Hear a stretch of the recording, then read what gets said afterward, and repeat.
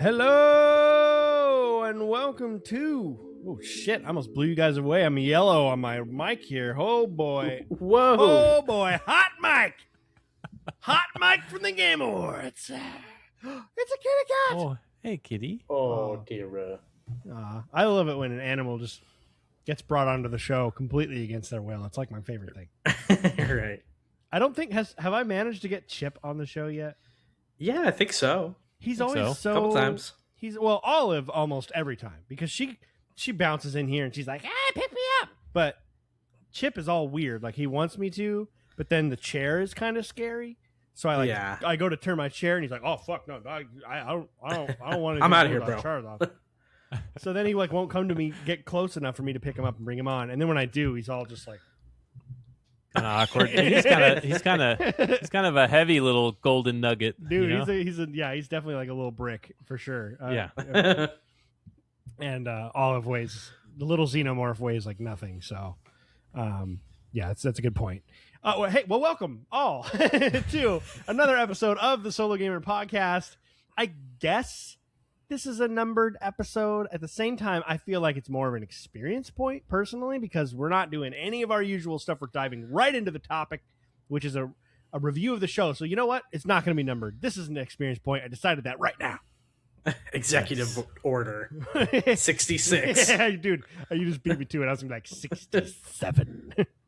It's the next one. The 66 killed all the Jedi. 67 just decided this episode was an experience To make a shitty podcast about it. No. But I do want to welcome you guys in. Taylor, Kyle, welcome in. Thank you for joining me one day after the airing of the Game Awards. Maybe the best Game Awards ever. We'll discuss. But I would love to hear kind of just some of your general thoughts about some of the winners and some of the announcements. No specifics, just kind of how you feel after watching all of the different stuff. Taylor, let's start with you, man. Like, how do you feel about the show yesterday? Yeah, I thought it was an extremely solid show. I generally think I tend to be probably more positive than most people when it comes to the Game Awards. I feel like many years there's definitely some valid criticisms. We've talked ad nauseum about some of the ad space that happens and some of the awards kind of getting like one of them. One year, I think some of them were announced off screen or like whatever the case was. Mm-hmm. So there's definitely issues with them, but by and large, I think Jeff Keighley makes a really fun and interesting show. So I've had fun with it, basically every year since it's aired. And I thought it was an extremely solid showcase. A lot of great game announcements, a lot of cool awards. Definitely some brooms were broken out for some sweeps, which were interesting. I'm sure we'll have a lot to say about that, but yeah, I can't complain, man. I thought it was. I feel like I got a lot of the things I wanted out of it this year, so I'm happy. Yeah, I'd completely agree with that. I feel as though you can tell the quality of the show, how the quality of the show has improved each year by the seismic level of the announcements. I feel like I still remember the first one that Jeff Keighley did where it was so bad that he brought like a actual mascot of a Schick razor onto the stage. Like that was the level of horrific sponsorship, and that's because there was people were just like, you're not on a network, you're not legit, you're putting on this show through your connections in the gaming world and journalism and stuff, and it's like the advertisers walked all over him those first few years. But then as the show started to receive more clout and was taken more seriously and had millions of people watching, all of a sudden the advertisers are the ones who are at the disadvantage. And Jeff Keighley clearly now gets to kind of create the show a little bit more to his vision, and it's a lot better, much less cringy. There's still a little bit of that, and there's a couple moments that were super cringy, but reducing the cringe is all that really matters. For sure. And it feels reduced. Kyle, cringeometer. Yeah, the cringeometer was not too bad. Kyle, I know you didn't get to watch the whole thing from start to finish, but you did see all the big announcements, and you probably saw some of the awards and stuff. What did you think of this year's show? Yeah, man. I think overall really entertaining. If I'm being totally honest, I haven't really watched a whole lot of the previous awards shows, but I thought this one was awesome. I love the stage effects and adding on like actual people to like act out for some of those announcements. All of that stuff was really well done. Very entertaining. Obviously, a lot of banger announcements, and I again, I don't have a whole lot of experience with the Game Awards shows in the past, but I would imagine this is like an elite class of releases. This is one of the best ones. The top 3, I would say. Last year was Witcher 4, right? Wasn't that Game Awards last year? Was that? I think so. Was it that long ago? Or was that more recently? No, that was more recent. I would say that's a few months ago. It was either that or that was a PlayStation State of Play or something. Oh, okay. That was no more than 6 months ago. Yeah, there are usually some pretty big ones. No, it was Game Awards 2024, December. Really? Mm-hmm. Oh, like announced. The video. I'm thinking of the video. Really? That was the announcement.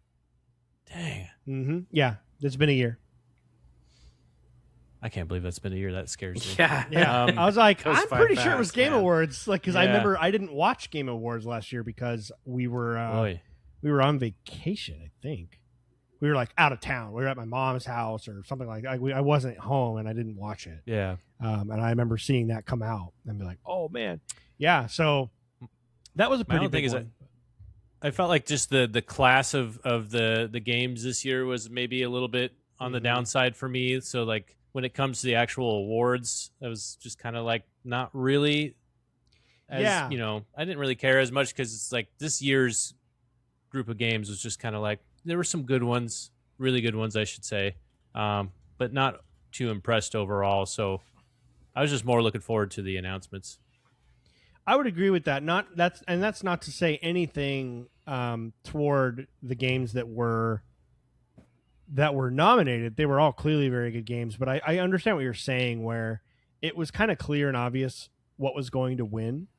And it did feel like there were probably only a couple of games that really even stood a chance at all. And at the end of the day, the fact that there was a sweep, which is literally every single category that Claire Obscur was nominated for, it won. That says both a lot about Claire Obscur, but also there wasn't a Baldur's Gate 3. There wasn't a Witcher 3. There wasn't one of these other games where it probably would have really gone head to head with Claire. Yeah. It just felt like Death Stranding 2 kind of went. It came out and was gone. It doesn't feel like way it had under the radar. Yeah, and I don't know.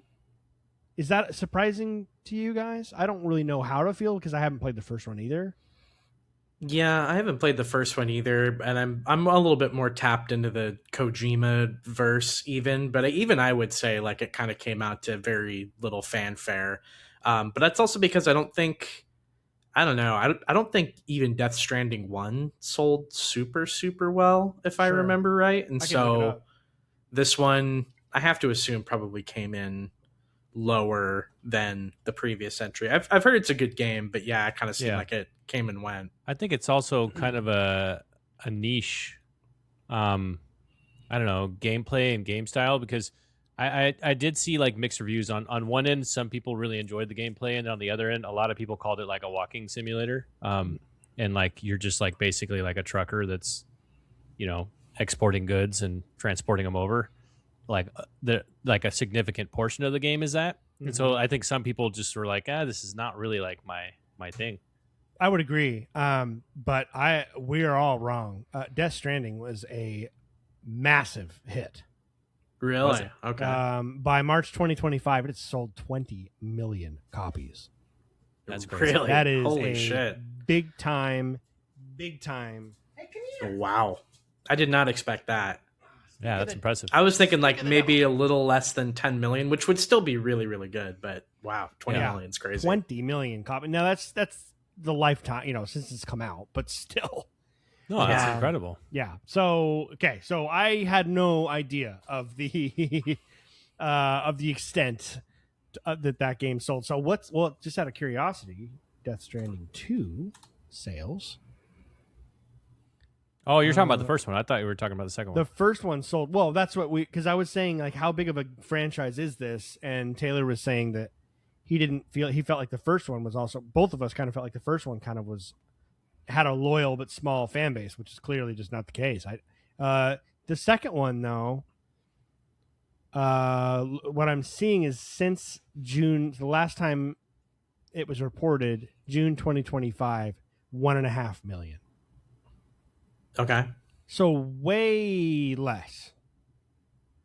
Yeah, I would say almost behind pace from the first one, right? Because the first one came out.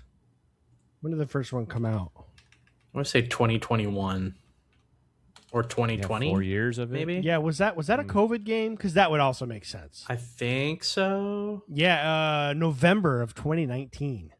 Oh, okay. Wow. Yeah. So it was a COVID game. Right on the cusp. Yeah, I mean, people were buying that for sure. So that makes sense. I mean, that shows you what COVID did for video games. Holy shit, that's nuts. Nobody has the time now that life is back to normal to put those kinds of hours into that game. But it's just an interesting side thing. But Donkey Kong Bonanza was another one that was nominated. I feel like that came out too recently. Like people just not enough people have a Switch 2 and not enough people played it for it to have the resonating, oh, that's game of the year for sure kind of a thing.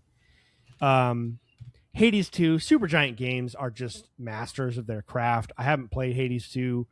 I'm sure it's phenomenal. Hollow Knight Silksong, long awaited, beloved. I know obviously the announcer of Game of the Year was at the end of the show, but I feel like we're going to spend the most time on everything else. So I just kind of wanted to just kind of think about these, and then Kingdom Come Deliverance 2 was also nominated. So, Kyle, I think you really hit the nail on the head there. That it's not that all of these games are worthy of nomination for that title, but it's also like there just wasn't that heavy hitter outside of Clair Obscur, and I feel that way almost every year. It does feel. How many times have we gone into the Game Awards and been like not been fairly certain as to what game was going to win? Yeah. Like it always feels like there's one game that just kind of defined the entire year and hijacked the majority of the conversation. Let's see. Game of the Year winners by Game Awards. Because obviously there's been lots of different Game of the Years from different. I wanted to see if we could look back at the year. Each year. Game Awards winners. I was going to say, it seems like in the post-COVID years, there's been like some better competition than I remember. But I think prior to COVID, I would say like it seemed like there was a little bit more heavier competition. There might have been 2 or 3 like in contention that could have really like broken the mold. Yeah, I completely agree. I'm trying to find. There's like a little overview thing, which is cool. Man, the viewership is insane. 2024, the Game Awards viewership, 154 million. Wow. Whoa. Yeah, that's what I'm saying. Like you could tell the way the advertisements dominated your early shows is because not enough people were watching, and so they could just kind of do what they wanted. But now that it's 154 million, 154 million people watched last year's. Who knows about this year's? Dude, the Super Bowl is at 127 million. Yeah, I was gonna say crazy.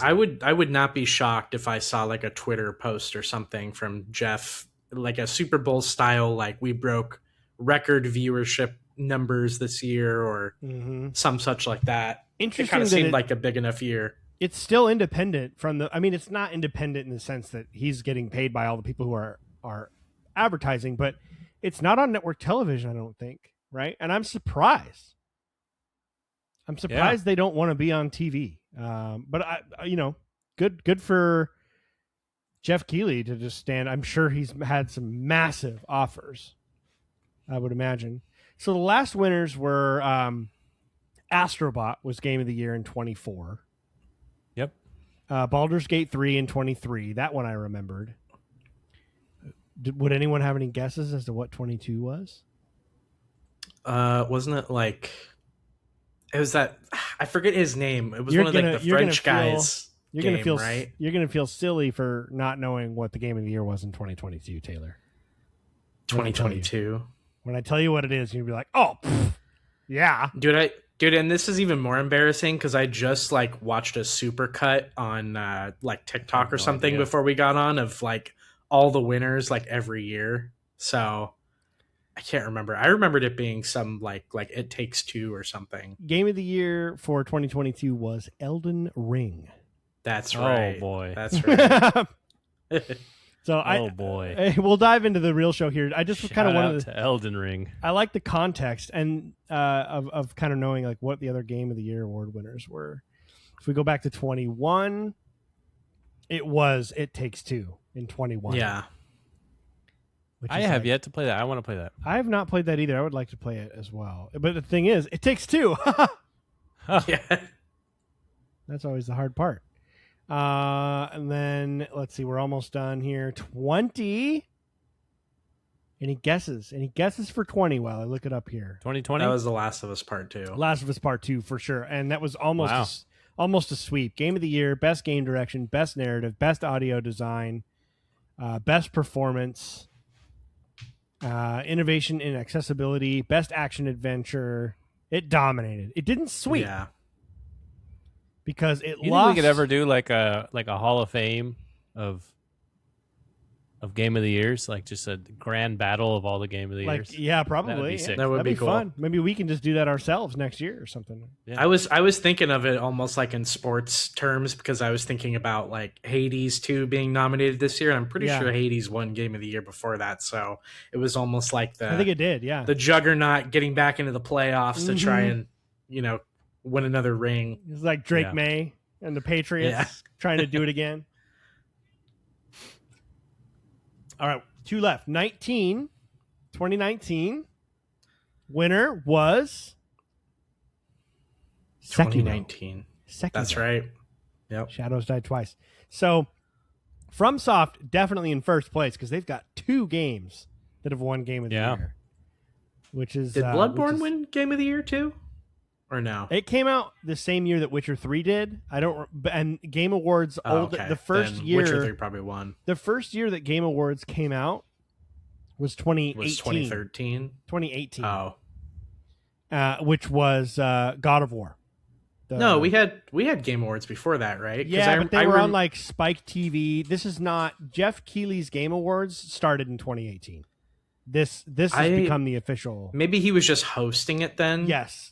Okay, because I was going to say I remember on that supercut that he was reading off the winner for 2014, which was Inquisition. Yeah. So the Game Awards used to be on Spike TV, and they were awful, horribly cringe. You could tell the people who were in charge of it were like, "This isn't a real art form. We have to joke about everything. It can't be serious. It's a bullshit award. It's a bullshit show." You could just feel the way that Spike TV treated it. And then Jeff Keighley started his own, which was 2018. And he was the first time he put it on himself, and it wasn't a great show. But it's really interesting. There's a 2017 here. TGA aired. Oh, so you're right. Let's go back here because I think when did it fall off of Spike TV? I think 2013. 2014. Okay. It's just weird because it has like a horizontal line of all the numbers, and 18 is the oldest one. But then once you get to 18 and you scroll down, it will show you the rest. So interesting that it didn't, and it doesn't. I have to like click on it. So 2014 was the first one. Okay, I was dead wrong about that. I just thought that I remember. Oh yeah, Imagine Dragons was on the first one. Oh god. Oh boy. Dragon Age Inquisition won 2014. Imagine Dragons was everywhere at that point, though, to be fair. Yeah. So Dragon Age Inquisition was the first ever Game Awards award winner. Which I was going to say, because in that little video I saw Jeff opening the envelope, he was like struggling to get it open. He's like, this is a very tightly packed envelope here. Oh boy. Poor guy. Poor guy. Here's this interesting. The viewership So 2014, 1.9 million. 15, 2.3 million. 16, 3.8 million. 17, 11.5 million.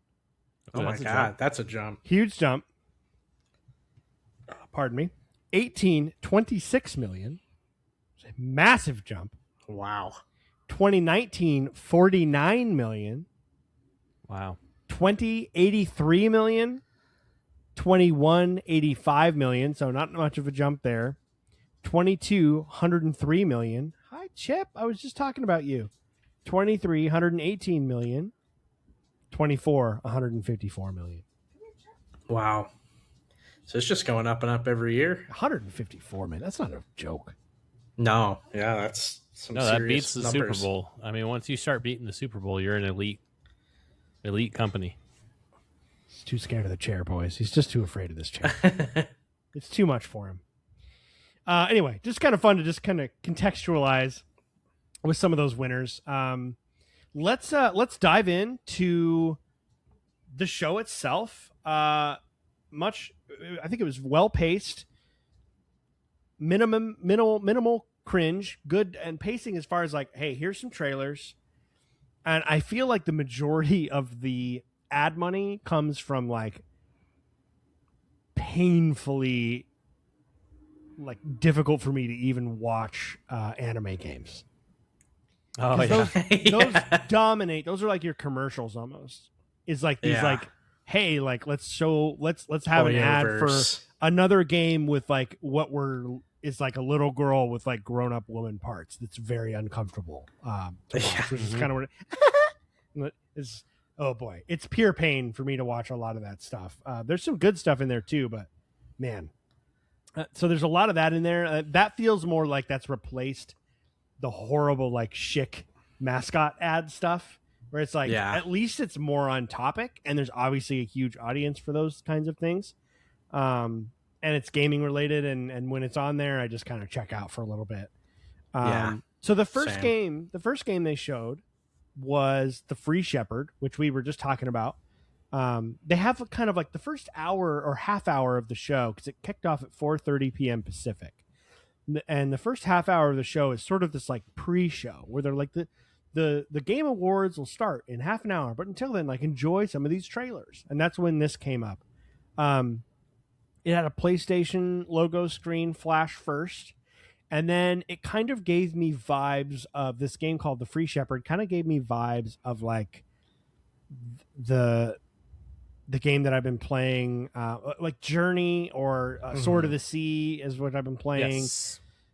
Really, really pretty art direction. You can tell the game is just kind of designed to be easy, sort of motion based, like fun to sort of control. Probably a single stick control this dog through these fields, and you're herding these sheep, and it would zoom out, and then it seemed like there was some sort of almost sci-fi Celtic Stonehenge mystical floating rocks going on. Like it wasn't maybe this was like ancient before time kind of I'm not really sure of the setting, but it looked beautiful, and the dog is just full of dog-like personality, and I'm just a little sucker bitch for that. And I will just I mean, even when I was watching we were watching the trailer together just now, and like every time the dog would do something that was dog-like, I was involuntarily being like I'm just the way I am. And so I'm going to play that game and talk about a dopamine injection. For sure. Kyle, you had some things to say as well about that. What did you think about that trailer? Yeah, I mean, the things that stand out to is it's just a very pretty game. Very Beautiful. Similar to the two games you were talking about, where, you know, it just feels like a game where you're just kind of in awe at the things that you're seeing and just kind of chilling out and just riding that journey and going along with it. It doesn't hurt that you're playing a cute dog and you're doing cute tasks like herding sheep and stuff like that. And then the sound and the music really caught my eye. And then there's that little bit of the eerie, like there's something dark happening here towards the end. They kind of like show hints of it where like there's something happening to the world, in the background and stuff. So curious to see what that story, how that story kind of unfolds. Yeah, that's very true. I'm very curious to see what some of these more ethereal, otherworldly elements to the game are. Taylor, what did you pick up from that trailer? Yeah, it looks like a really comfy game. As somewhat of a dog fan myself, I do love a good game centered around a friendly animal companion. So it reminded me of like Stray. I had a lot of fun playing that like several years ago. So it was kind of in that same little vein. But yeah, definitely picked up on some of those vibes that you guys were talking about. I love that it seemed really rainy and cozy. Kind of seemed like a game that would actually be really nice to play right now, Yeah. As we're into like the winter months where things are gloomy. Just gonna say Sword of the Sea. It's really good. It's really, really good. Yeah. I'm almost done with it. Don't doubt it. So yeah, I think that was a good way to kick it off. Then they got into Bradley the Badger. Yeah. Which looks really funny. It gave me vibes of early 2000s platformers, and then kind of breaking the fourth wall humor, and then this idea that you're able to create your own platforming, and I got a sense from about halfway through the trailer. At first, I loved the idea of like you can change your shape, and then how big you are, how small you are. You can roll through objects. Through like obstacles, and you can get really small and roll under a door, a crack in a door, or something like that. But also, they showed some stuff where they were almost taking place in other games universes, like in like a wink way. And that made me wonder if there's going to be potentially like level creation, almost like Little Big Planet had. Oh yeah, where it seemed like, because there was like a Last of Us nod. And there was, I can't remember, a Bloodborne nod. Yeah. PlayStation games, right? Yeah. And I just wondered, like, is that just something specific that the developers have in the game? Or is that something where it's like, hey, you can kind of mess around with whatever you want and make your own thing? Taylor, what did you think of this one when you saw it? Yeah, this was definitely one of those trailers that just kind of makes you smile as a big... early 2000s platformer, mascot platformer fan, Crash Bandicoot #1 fan. This is definitely something I would play. Definitely gave me some nostalgic, Jak and Daxter or Ratchet and Clank kind of vibes. Yeah. So it looks like a good time. I would definitely check it out. This is definitely something I feel like I would play with my girlfriend. I think we'd have a lot of fun with it. So seems like a fun time. And it was legitimately funny. Yeah. Oh yeah. Sometimes I feel like some of the humor on those games where they're sort of nodding and like breaking the fourth wall and like laughing about things that are in video games that are funny almost feel really try hard. But I was laughing out loud while watching the trailer, which I didn't expect really from that. Kyle, did you? I don't know if this is one of the ones you saw or not. But, yeah. Okay, cool. What did you think about this one? Yeah, I thought it was really, really cool. I definitely made the comparisons to like the classic like Ratchet and Clank and Jak and Daxter. And one thing that kind of like stood out to me though is like the personality of Bradley was kind of like similar to Poe and Kung Fu Panda. Dude, which I really enjoy. I love Kung Fu Panda. Truly, truly funny. A bit silly, but that's okay. It just seems like a really fun game that's just like lighthearted and like not taking it too seriously, but I enjoy that. That's a good call out. I completely agree. There definitely was an element of like Jack Black style humor. Yeah. Just like something about someone being really happy and excited about something in a way that's humorous. Yeah. Where when there's that part, I think it's like right before the Bloodborne nod, where he jumps on a roof and then he looks and he can pull out his own platform there to jump on below, and he literally says it like, "Oh yeah, I can make my own platform." It's just funny. It's just like, this shit's funny, man. Yeah, I'm excited to. Yeah. I think Alicia would like that one too, just because of that. She loves Jack Black, so yeah, I think she'd really enjoy that. And then after Bradley the Badger, they kind of did a good job of doing the reveals, which is really the reason they have 154 million viewers. I think people care about. Some people care, but everyone's there because they're like, "What's going to be announced?" Right? And I think they understand that, and that's clear in the way that they layered in the announcement of the winners within all of that. So they don't just blow their load of announcements and then have a massive drop off of viewership. They kind of intersperse it together, but it never felt like when they did an announcement, I wasn't like, oh, get back to the announcements. It was like, right. They didn't overstay their welcome for the most part. They only did one or two at a time, and then would get right back to it. It was just a really good back and forth. Good pacing. Really good pacing. Really good pacing. Yeah. So they came out with a couple of announcements. So Hades 2 won Best Action Game. That makes sense to me. I just to give those guys an award. They're one of the few big indie developers remaining, and they just kill it every time. They're just so talented. If you ever have time, I don't know if you guys have seen this or not, but there is a massive documentary, like an episodic documentary of the making of the original Hades. And I think Danny O'Dwyer of NoClip also did a series with them called Development Hell. And it was sort of about their struggles with the original Hades. So I think that's part of it with them, is like I got to know the devs on that team, and even though I'm not the biggest roguelike guy, I have such an appreciation for their talent and their skill and dedication and just everything they pour into it, that I'll probably end up buying Hades 2 at some point, just because it's like, you guys are one of the few left, right? Yeah. Taylor, what did you think with Hades 2 winning Best Action Game? Yeah, I think it was well deserved. Funny enough, I'm actually playing through Hades 1 right now, so the NoClip documentary is a good little call out. Yeah, check it out. It's good.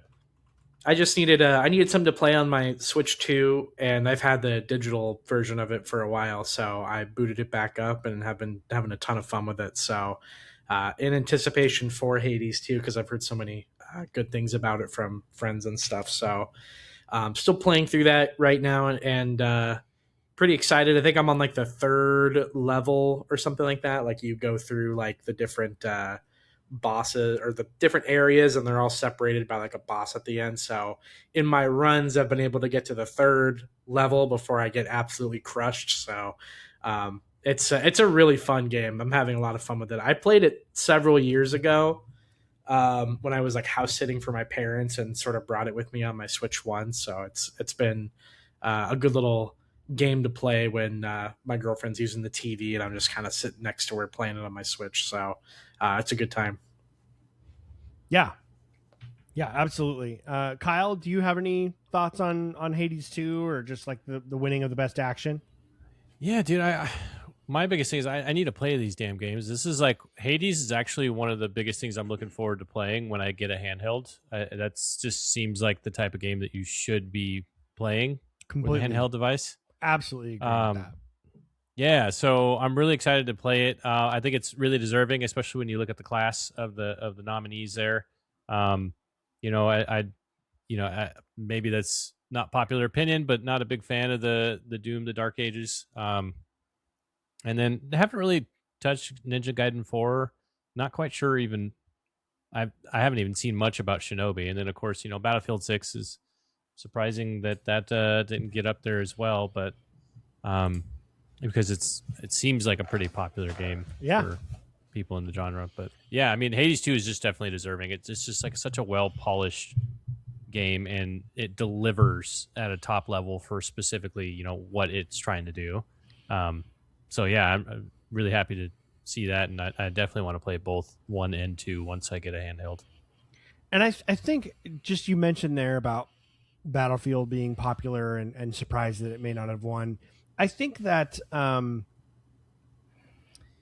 the way the Game Awards work, it's sort of like the way Pro Bowl NFL voting works, in the sense that the fans vote, and their voting results are a certain percentage of the weight, and then kind of like the MVP and those awards are also decided by a specific panel of ex-coaches and journalists and other people who apparently understand the game of football or whatever sport. So and they have like a heavier weight. So it's like a combination of fan voting and then like a panel, professional panel vote.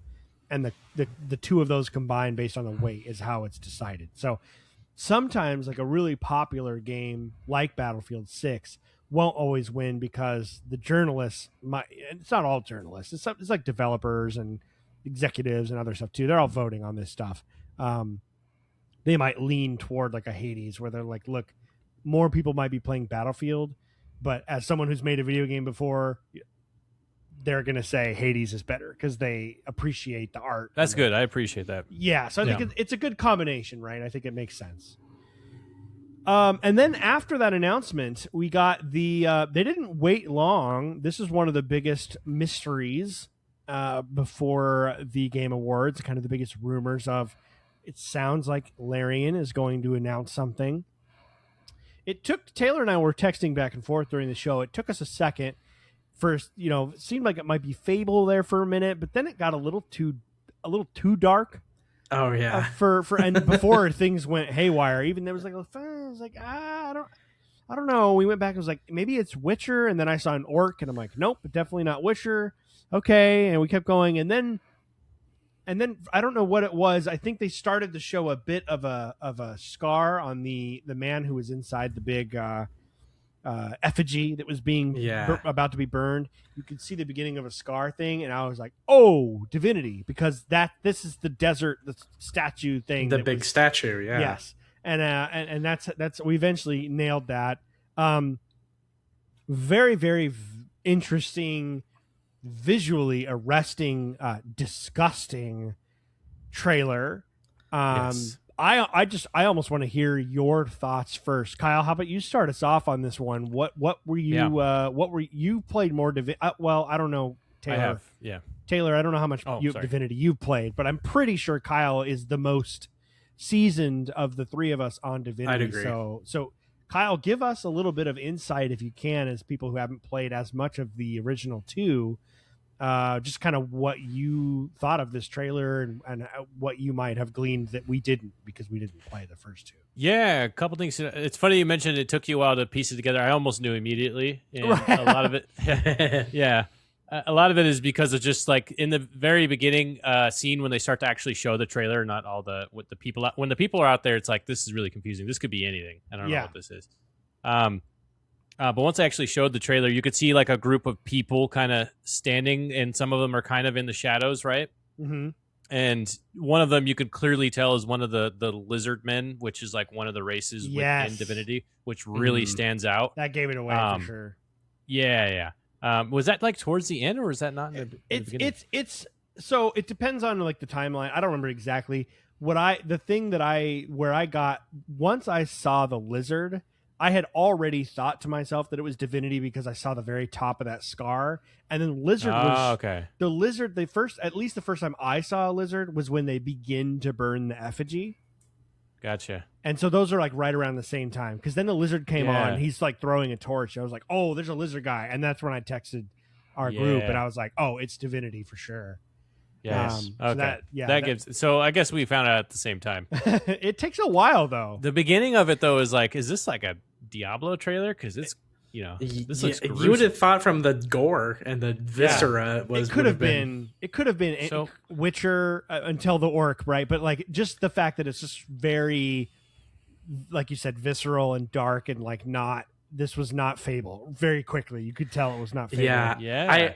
I thought it was maybe Fable at first with the cute little peasant guys walking up on stage, and I was like, oh, they're gonna have some Jack and the Beanstalk fucking thing, I heard the little. Though, oh, go ahead, Kyle, please. Oh no, sorry. I was just gonna say. All I was gonna say, to be fair, is that even with Divinity, this is pretty dark.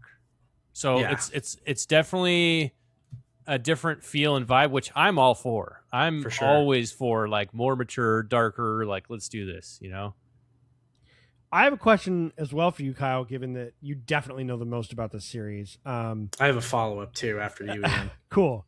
So, have you played both games, Kyle? No, I need to play the first one.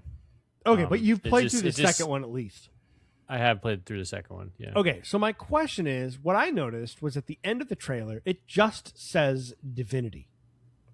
Right. That's what I Didn't was say gonna ask Divinity about. 3, didn't say Divinity sub whatever. It just said Divinity.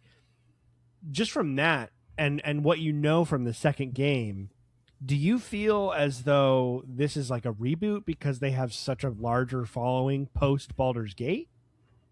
Or does the second one leave off in a point where it's like, no, they've got to keep going on this storyline? No. Because of the way that the story plays out, it could very well be like a standalone story. I mean, the overall arcing theme is it's called Divinity because you ascend to divinity in the game. That's kind of like what your overall goal is or becomes eventually. And so, yeah, I mean, these stories are kind of like standalone. I don't think they're necessarily connected. Again, I have to play the first one to really confirm that. But this could just totally be just a completely separate story within the universe. Okay. And be its own thing. It doesn't even necessarily have to be a prequel or a sequel, which is exciting. I mean, they're claiming it's like the biggest game that they've ever made, which is ridiculous to think about. But, Yeah. We'll see. I still have to play all the way through Baldur's Gate. I've loved every moment of Baldur's Gate 3 that I've played. To kind of go back to much of our conversation about the difficulty with PC is that I just don't play on it very much, and that's kind of where I want to play it. And that's been my biggest barrier, honestly, is I don't know that I want to play it on my Xbox. So, loved every moment that I've played. It's definitely challenging for me. I have a little bit harder time with turn-based, both with Clair Obscur. I'm probably 6-7 hours into that, and then Divinity, Baldur's Gate 3, maybe about the same. So like enough to kind of get a feel, but not enough to be able to really have an idea of what the whole game is like. So, I need to. I absolutely need to. Those are on my like. I have a big backlog, as Kyle has pointed out before, but there are definitely like levels to it where it's like, this game's on there, but it's if it's 10 years before I play it, it's okay. And there's a couple up there where I feel kind of an urgency, and Baldur's Gate is definitely up there to get that finished because I know I'll love it. Anything else to say on Divinity before we? Yeah, you had a follow-up question, Taylor? It was kind of going to be on the same route as Ian because they didn't exactly specify like what Divinity this was. I was going to say, so I haven't beat Divinity Original Sin 2, but I've played both Divinity 1 and 2. And I was actually going to say I wouldn't be surprised if they were rebooting the first one because the first one, from what I played of it, and keep in mind it was probably only like 3 hours maybe or even less than that. But the first one definitely has a drastically different tone than the second one. And it's a different kind of game. Like I think if I remember right, the first Divinity is like almost like a Diablo hack and slash kind of game. No, it's turn-based, totally turn-based. Yeah, I'm pretty sure it's turn-based. Is it? Okay, I remembered it being kind of hack and slash, but yeah, it feels a lot different. That's what I remember for sure from the first one. I mean, this game here, Divinity is going to be a totally different vibe. It's not like Divinity Original Sin 2 is not as, I don't know, it's just not as gory and dark. I mean, there's definitely there's undead people and there's the race of undead. And there's obviously a lot of bodies exploding and there's blood, but it's not there's definitely a dark hint to this where it's almost more demonic. It was very Blizzard. Yeah. It was very Blizzard, which is why Diablo was a good guess. Sorry, Taylor. The reason I was moving on is because when I asked about the Divinity sequel or reboot, you seemed like you indicated that was kind of the same question. So I was moving on past it. Oh no, you're good. Next up was I actually really liked this moment. Jennifer English won Best Performance from Clair Obscur Expedition 33. It was cool to see. The thing that I remember most from this was at the very end, she just mentioned, I think she was saying that she was neurodivergent in some way. She didn't go into detail about what she what like if she's autistic or if she has some other kind of potential disability. But it was just cool. It was cool that she mentioned that. And I did not know that about her, and that's kind of what stuck with me. I was like, it just kind of hit me. I was like, wow, that's really cool to know that. And she's an excellent voice actress. She's been killing it lately. Obviously, she is in Baldur's Gate 3. She's also in I don't want to call it an anime game, but it's like it might be a Korean developed game that's coming out. That's like, I can't remember the name of it. I'll pull that up. In the meantime, Kyle, I don't know if you watched. Did you see this part of the show? What you were just talking about? Yeah, Jennifer English winning the award. I did not get to see her speech. I know she won the award. Her speech was really cool. It was good. Yeah, Taylor, what did you feel? How did you feel about just kind of the moment of her winning?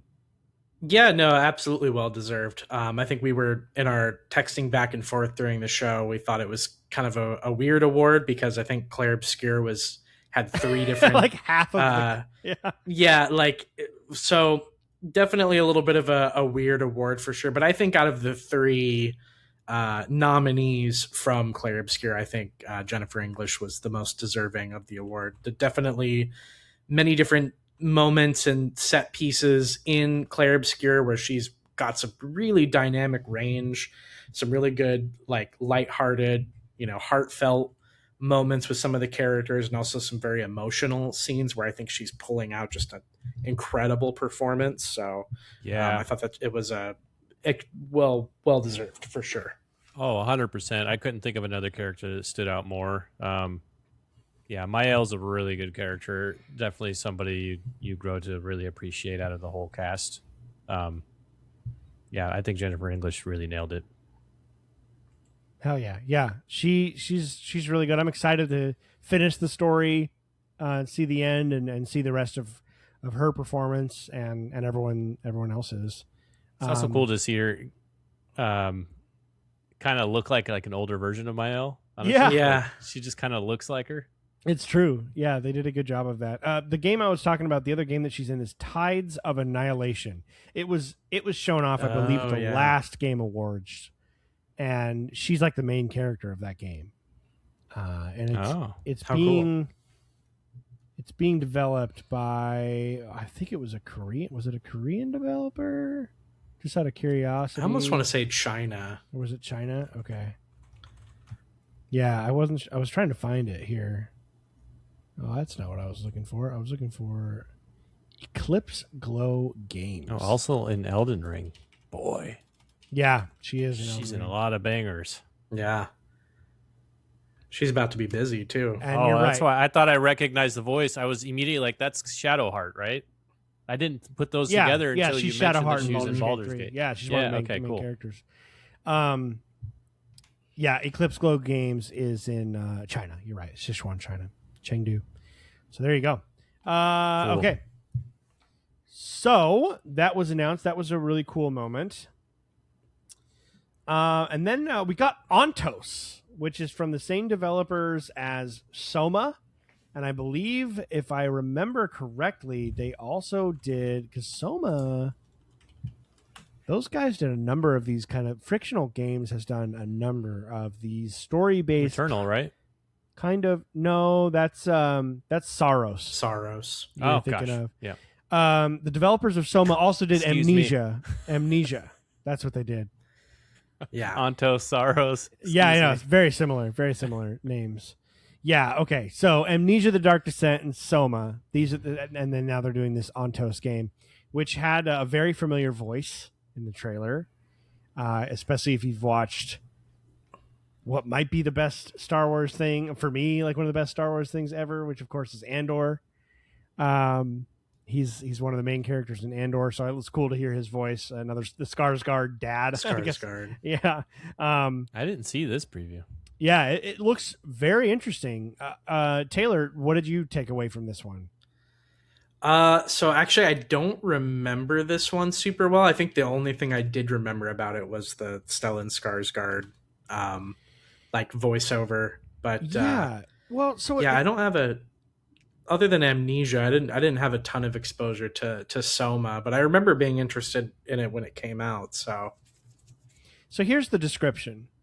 From the creators of Soma comes Ontos, a sci-fi adventure that takes you to the edge of reality. You are Aditi Amani, invited to the repurposed moon hotel Samsara by the cryptic legacy of your estranged father, a brilliant mind turned prophet. What begins as a search for answers quickly spirals into something far stranger. Samsara is no ordinary outpost, but a place where reality fractures, where truths are buried beneath layers of deception and obscurity. As you delve deeper, guided by fragments of your father's past, you must confront disturbing revelations about the nature of existence and your place in it. So, as you were reading that, I was watching the trailer without sound. Definitely getting some heavy BioShock like vibes with this. Mm-hmm. Seems really cool. Which I feel like Soma had that as well, for sure. Yeah, interesting. Yeah, very cool. I like it. Yeah, kind of a quote unquote walking sim, and I don't mean that as a pejorative at all. I think walking sims are great. Especially if the story's great, like I'm all for it. If the story and the art are on point, I'm totally cool with it. I'm on the Steam description page right now. A lot of the screenshots are really cool. There's some insane looking stuff in here. So that looked very interesting to me. Best games for Outreach, South of Midnight won. Basically, there's like nominating games that sort of highlight either a group of people or just a style of like story or whatever that's outside of the norm. There were a number of, 20. Yeah, I would agree with that too. Very unique game. Yeah, absolutely. Games for Outreach nominees. I think it's called Games for Outreach. I might be. Yeah, Games for Impact. I'm sorry. Games for Impact is what it was called. I hadn't seen a lot of the other games that were on there. South of Midnight was definitely the biggest one. So it's cool to see them win an award, though. It didn't do super well critically, but the art style alone is just so intriguing. I definitely would like to try and play it someday.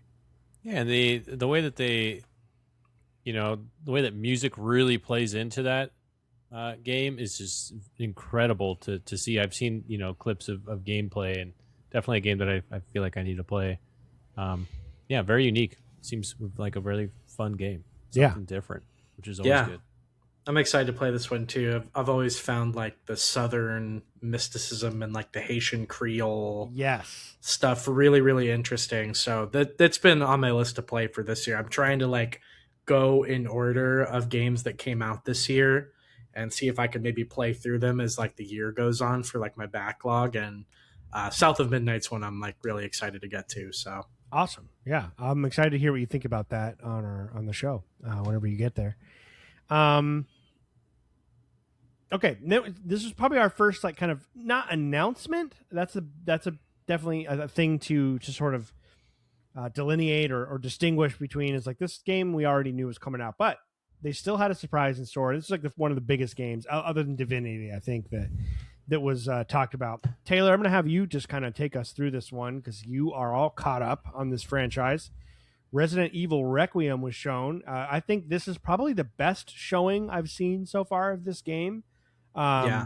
What did you feel with this little mini reveal that it had? Yeah, I was really excited about this trailer for one big reason, and that is that they're having one of the protagonists from Resident Evil 2 come back, Leon S. Kennedy. He's back.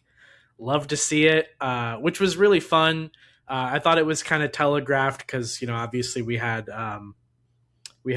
Chris Redfield come back for the last game, so we were kind of a lot of the Resident Evil diehards were like, we know Leon's in this one, just tell us when it's happening. So it's cool to see him older. He's still got the emo haircut. He looks a little bit older, which is great. So I'm excited. The thing that I'm kind of one thing to mention with this game too is I feel like I'm kind of on like blackout mode for it. Like I really don't want to see a whole lot else. Like I feel like there's been for every Game Awards or Direct or whatever or showcase for the last like 2 years or so, this game has kind of showed up. So I'm kind of at the point with it now where I'd kind of like to not see any more of it and just kind of play it. So, but love to see Leon coming back. One thing I'm very, very interested to see that they talked about with this game is that they're going to be kind of blending the two styles of Resident Evil games. So,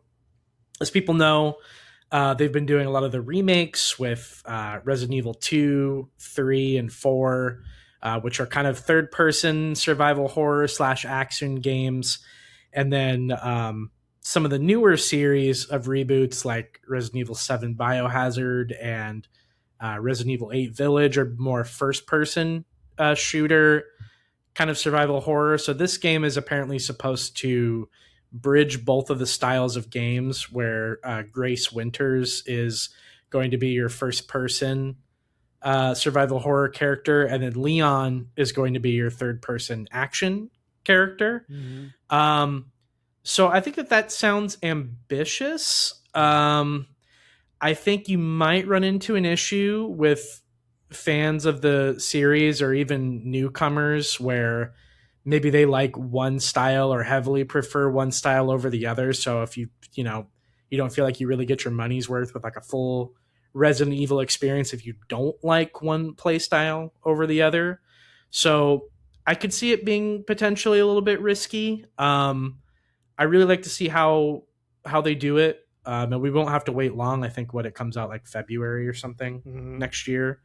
So that is maybe my one hesitation with it, is I feel like they stand to not satisfy one portion of the fan base over the other.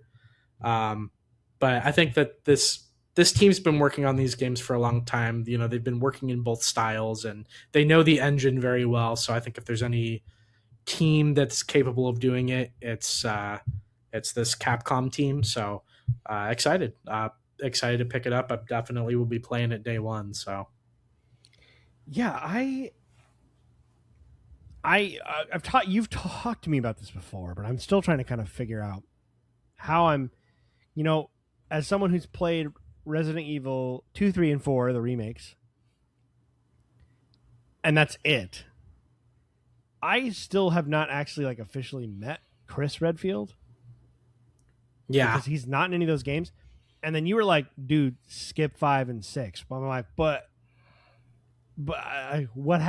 should I watch are they using any of the lore or story from those games in 7 and 8 and now Requiem? I don't want to just miss 2 games of just complete. And then there's a bunch of really important stuff like Dresker or whatever his name is, Wesker or whatever. Wesker. I don't know any of those people other than just kind of from bits and bobs. And it feels weird to just jump to 7 and then they're going to reveal Redfield to me. I'm like, I don't know who the fuck this guy is. Yeah, well, Redfield's in the first one. Okay. So you can either play as Jill Valentine or Chris Redfield in the first one. Okay. So it's kind of almost like Resident Evil 2. You have 2 different protagonists with 2 different playthroughs that you can do. Chris is in the 5th one. But we're in kind of a weird territory with Resident Evil and those middle entries, because I think the 6th one at this point is not canon, because it technically is supposed to be the end of the story. So I don't think it's technically canon anymore, and I don't think the 5th one is either. It's in kind of a murky area. So does 7 pick up after 4? Presumably. I think that we're still kind of waiting to see if the 5th one gets rebooted. Yeah, because that's where I am. I'm like, how do I do this? Well, one thing I can definitively say though is if in Resident Evil Village 8, if you play through that one, Chris Redfield is a character in it, but they don't really make a ton of mention of events that happened in 5. And I didn't even really play 6, so I don't think that they mentioned it. Yeah, I don't think that they mention it, but I think the first one is probably the only one, the first remake one that came out for the GameCube, it's on modern consoles now, so you can play it. But having played some of 7, I just the parts I played through. I'm like, how is this in any way connected to Resident Evil? To Leon, to Jill Valentine to Umbrella to I just watched, I'm just like, I don't understand how this is connected at all, and I didn't get far enough to know. So I'll just have to play through 7, I guess, and hope that it starts to make sense. Kyle, any? I know that there was one trailer for Requiem we both watched and we're like, that was not a great showing. No, it wasn't great. I've seen some other ones since that have been really good, and I thought this one was better. What did you feel when you watched it? Yeah, the story looks really interesting. I like the whole. I've always enjoyed. I got to go through and play these games, especially now that I'm starting to dip my toe into the horror games. Mm-hmm. But one at a time here. But I will eventually get to these. I really like the whole idea of what's the name of that secret agency that's kind of like behind Umbrella. I really like that idea of this like top secret agency that's kind of like almost like Illuminati type feel to it. Yeah, they're like a big evil corporation. Yeah. It looks like a lot of fun. I know that first trailer we watched was like not good at all, but seeing a little bit more to it, it like makes a bit more sense. It looks terrifying though, I will say. So I don't know when I'll ever build the courage to play a game like that, but you let me know how it is, Taylor. Yeah. Taylor will let us know how it is for sure. Okay, I made a huge error, friends, and it's just because I had to take my dog out last night, and during that, of course, I missed one of the biggest announcements of the entire show, and I didn't write it down. So just before Divinity, and just before the Hades 2 winning, I'm sure that if there were some people that also had notes that are listening, they're like, they're probably losing their mind. A little game called Star Wars Fate of the Old Republic was announced. So I missed that. So I watched the trailer since, of course, but I did not see it live. It was like something, of course I missed it. I have some things to say about it that are probably not what you guys are expecting. So I want to hear from you first. Taylor, what just tell me what were you thinking when you first saw that very obvious like clone armor looking glove on the joystick, whatever, the steering wheel or whatever the fuck. The flight stick. And there were some thoughts that I was having as it unfolded. Just take me through your reaction, like moment to moment of that trailer. Yeah, no, I thought it was a really cool trailer. Yeah, like you said, the glove was kind of a dead giveaway here. And I was actually thinking that it might have been the Old Republic, like the remake, because, we've talked about how beleaguered the development has been for that game. And so finally seeing this new game kind of answered some questions that a lot of longtime fans were kind of speculating on. I think there's still a lot of questions to be answered in this realm that we didn't exactly get.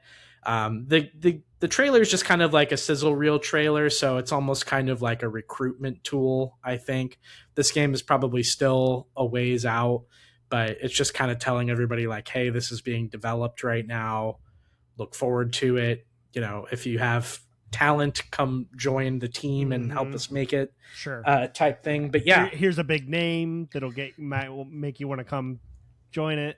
Right. So not absolutely. Yeah. Not a whole lot to say about it. I think my biggest question that I have lingering from it is a really nice trailer, but also this could absolutely be kind of one of those situations where this sizzle reel trailer is not at all indicative of the final product. So if they're even, I don't know. Product. Yeah, like is this a sequel? Like, is this supposed to be like Knights of the Old Republic 3? Is this like a complete reboot of the Old Republic? Who is that main character? There's like a female main character in it who's like kind of like the centerpiece, along with a droid that looks very like K2SO, almost like Imperial droid type look to it. So it's really interesting. It's like a close up of them sort of walking up to a ship and like encountering some kind of beast, and the main character like ignites her blue lightsaber. So I will say, so I wish I had seen this live, because the first indication of like specifically what's happening is, it's not just any ship. That is very clearly, if you're nerds like us, that is very clearly one of like the Starforge dreadnoughts. Yeah, that looks like the ship that Darth Malak is on, hovering over Terrace, that blasted that planet into a million pieces. Which was cool. I mean, that's I feel like they were going after that same feeling that everyone got from the first trailer of Force Awakens, when they showed the old wreck. The first shot was the old wreckage of a Star Destroyer, right? And it's like, everyone knew what that was, and everyone was excited. So it's cool that they're like, hey, look, it's Old Republic, and it's like even the art, we're taking art from the BioWare game, right? Like, that's cool. Kyle, what did you how did you feel when you saw this? God, just like so much excitement. I know that you guys understand just the story of it all a lot more. So I'm curious to hear what you guys say about it. But just so excited for something that we've been asking for so long. And again, it is obviously really early, and it definitely looks like they're trying to just get some hype around it so that they can actually start, making the actual game. This very well could be something that just never releases. Yeah. And we're all getting excited for no reason. That's why I'm not excited for this at all. Yeah. But I do love the idea of Casey Hudson being at the helm, if he can figure out how to get it done. That does make a big difference. He's made the original KOTOR and the beloved Mass Effect series. So if this can get done, I'm really excited to see what happens with the story, how this game turns about. I do have questions about, I wonder if I would even want the gameplay to be the same. I feel like I would want it to be a more modern game. But then you think about, how does that like really change the game in general? Because you don't want to step too far away from the RPG elements of it. But I also don't want to be feeling like I'm playing like a turn-based game like the older versions. So sure. And then this coming out around the time that we know that like the remakes of 1 and 2 are going to be had as well. So hopefully the timing would line up perfectly to where we can play the remakes. And then, I mean, the remake of the first one is an absolute development hell. We don't know if we'll ever get it. Yeah. It's now been passed on to 3 different developers. Yeah. So it's like, I think that's really the reason that I'm just like, whatever. I hate this shit, dude. I hate these fucking these 1.5 minute cinematic trailers that are designed to be like, hey, let's get these fucking nerds excited about something that is probably barely even in pre-development. And Casey Hudson's over here like trying to get this game off the ground, and it's like they probably have some like whiteboards with drawn with the idea of like, well, this is kind of what we want to do. Yeah. Like, what are you doing announcing this? I'm almost kind of annoyed, and I'm also just like I'm just extremely skeptical of Star Wars as a license. Outside of a couple really fun things, Andor was absolutely phenomenal. Star Wars has just kind of sucked for a really long time. I have not really liked almost anything for Star Wars. There's barely been any Star Wars games that have come out really since Disney took over, other than Battlefront and the Respawn, the 2 Respawn games that are good. I don't know. I'm just so jaded, and it's like, are you gonna release KOTOR 1 remake? And it's like, and like Taylor said, does that mean that this is a sequel? Are you gonna canonize all that stuff now? I don't know. It just feels so. It feels a lot like the Elder Scrolls 6 announcement trailer. Yeah, a definite shades back in 2018. Yeah, and here we are in 2025. So it's like, yes, if this comes out, trust me, when I see gameplay of this, and it like looks good, and it looks like Casey Hudson's involved, and the story, all that stuff, dude. Yeah, when we've got a tangible tangible gameplay or like a definite sense of like how development has progressed on this, I think our collective excitement will be even greater. But yeah, it's my only thing that I will push back on a little bit is this is like the type of game that you can't. Casey has to know he understands what he's stepping into. This is a game that has such a huge following that you just can't tease this and not make the damn game. You mean like KOTOR 1 remake? No, a remake is not the same as actually making the continuation of. But why can you announce KOTOR 1 remake and not do it? And this is going to be okay. It just seems like I don't think that compares to the third, like the actual continuation of the series. If like, that's what this is. Yeah. Like we don't know anything because they're not telling us anything. I think that's why I don't like it, because I'm just like, whatever, man. Like you're basically like telling me that you're going to give me chocolate chip cookies by like giving me a sheet that has the first line of preheat the oven to 350. Yeah. That's all I got. You know, it's just like, I don't know. This is just a trend with games these days. I don't appreciate it. I don't like it. But seems like there needs to be stronger regulations on what it is that you could be revealing. Because if it's just like a starter trailer, it's like, what are we doing here? Like I also hit me up when you got a game. Right. You know what I also just remembered?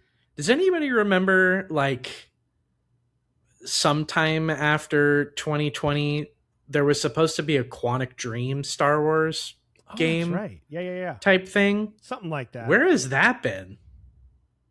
You know, like yeah. Like it's kind of a lot of Star Wars stuff that's been the one that what's the I can't believe I can't think of her name right now. The writer of the first 3 Uncharted games. Amy Hennig. Thank you, Amy Hennig.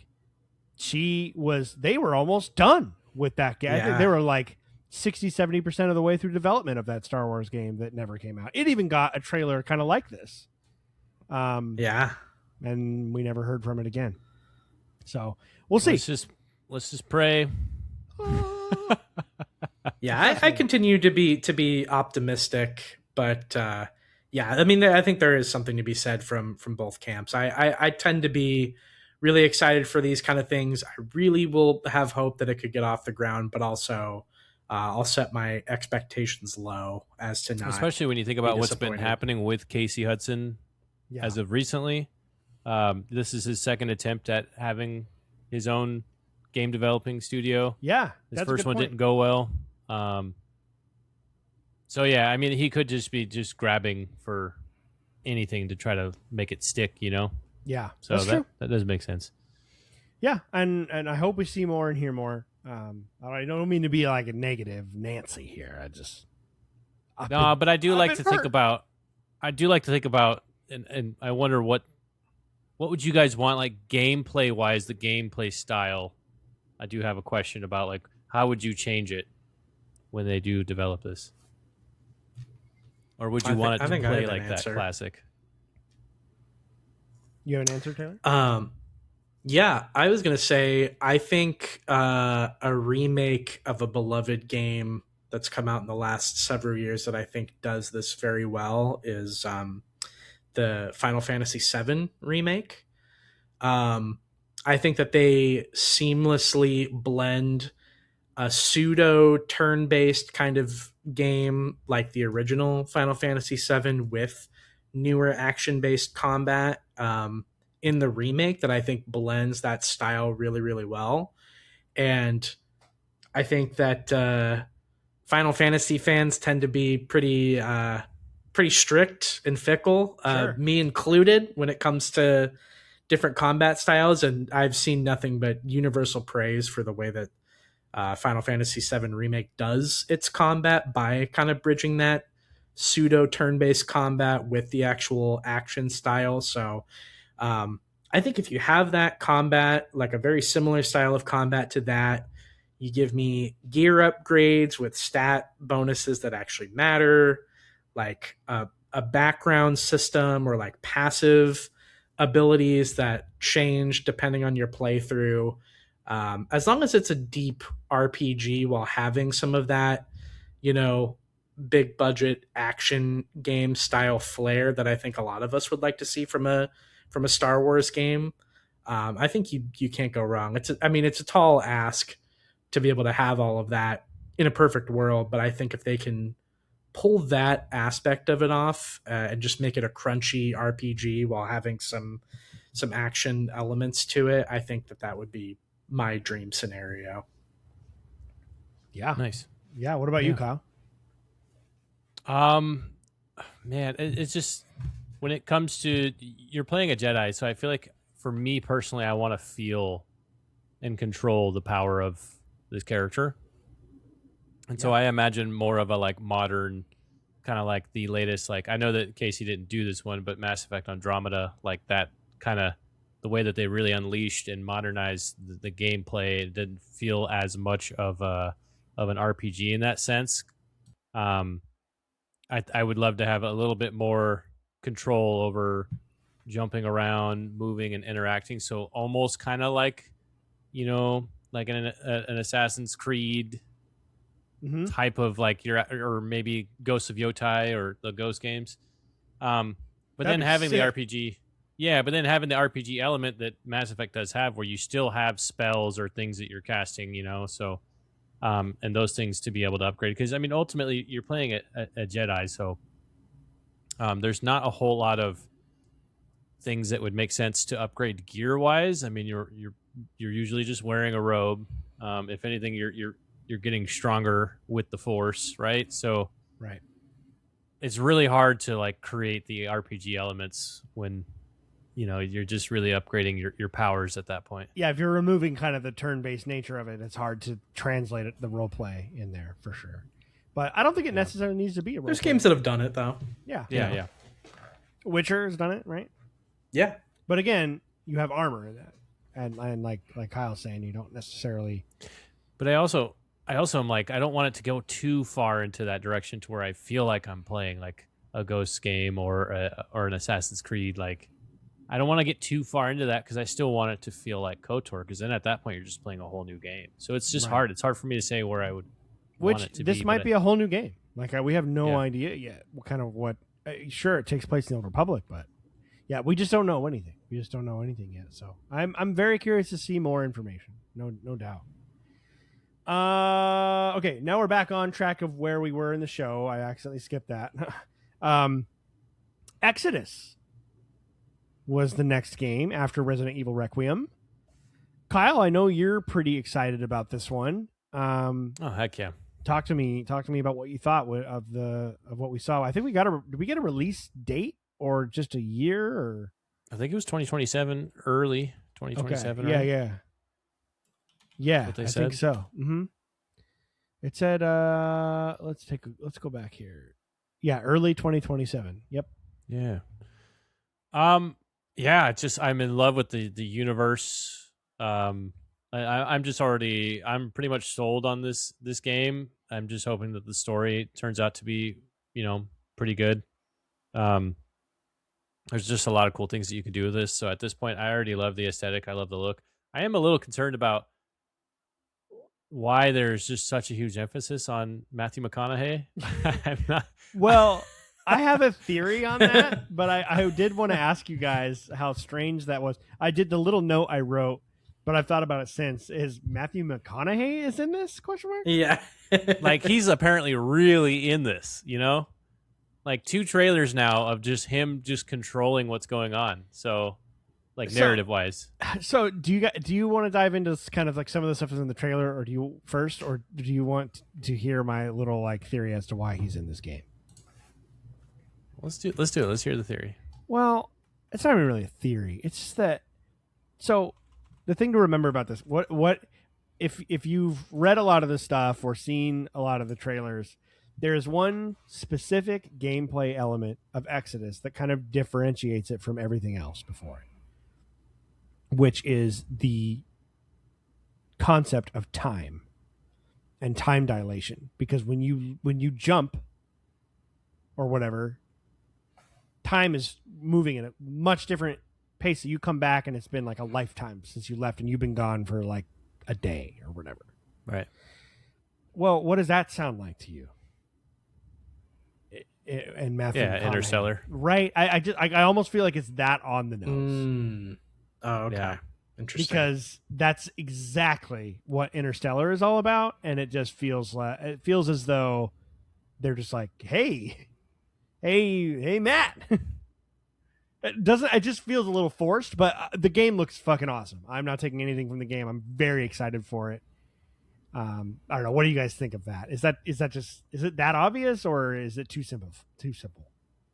No, I think that sounds about right. I mean, it sounds like it seems like a thing that the games industry has done before. It's like, I was thinking of like what was that game that had like Vin Diesel in it or whatever? That was like it was like a prehistoric Vin Diesel caveman type game. Oh fuck! It's the survival game, Ark Survival. Oh yeah. So I don't know. It kind of seems Apparently like he's a big fan of. Yeah, seems like a similar type thing where they're like, "Hey, this actor is known for being in a franchise that's kind of got some overlap. Maybe we'll bring him in and have shades of that in our game." The first trailer was like fine. It's like, okay, you're trying to get some, but now it's like the second trailer and he's like talking through the whole thing. I'm like, all right, this is too. I love Matthew McConaughey, but this is too much. Way too much. You guys are really depending on this guy to like give you that, like you were saying, the Interstellar vibe. He's starring in it, apparently. Yeah, so he's got to be one of the main characters, right? He voices the character CC Orlev, a mysterious spokesman who guides players through a story involving time dilation, cosmic horror, and saving humanity from an alien threat called the Celestials. He revealed the game himself at the Game Awards in 23, highlighting the unique player choices and the interstellar-like themes of time travel and profound consequence. Interesting. I did not remember that being shown last year. Neither did I. Weirdly. I actually didn't even know until just now. Maybe they showed it at the Game Awards, and I don't know if I missed it or whatever, but I didn't know that this was former BioWare. I mean, I know it looked like it looked very Mass Effect like, so I kind of got that vibe. But Drew Karpyshyn, our boy, is writing it, so that's cool. Yeah, that for me is like, okay, this is legit. That's exciting. That man can write. So that for me that's going to be the difference here. I think this game is going to be stellar. No pun. Yeah, maybe he finishes this game and he pops on over to Star Wars. Yeah. Man. That'd be pretty sick. I'm all for it. No, yeah, it seems cool. And the characters, like their little one-liners that they had, they weren't cheesy. They were genuinely funny at times. Very believable characters. It looks like a really good game. I'm trying not to get too excited about it, and then the gameplay, those shots, that was like peak Mass Effect vibes that I was getting in the gameplay. Seeing the transformation of the weapon and then pulling it up out of cover and having the bullets flare over the character's head. I was just like, all right, sign me up. Yeah, it looks excellent. It really does. I love these animals that I don't know how all that's going to work, but it's pretty cool that there's these sort of anthropomorphic animals that could maybe be your companions. I'm curious to see how that all functions. Yeah, I was reading into it a little bit when that first trailer came out a long time ago. And it was just how they like domesticated the animals and like gave them like mechanical upgrades and like things like that, and like used them in war. Yeah. Really cool stuff. Very cool idea. Yeah.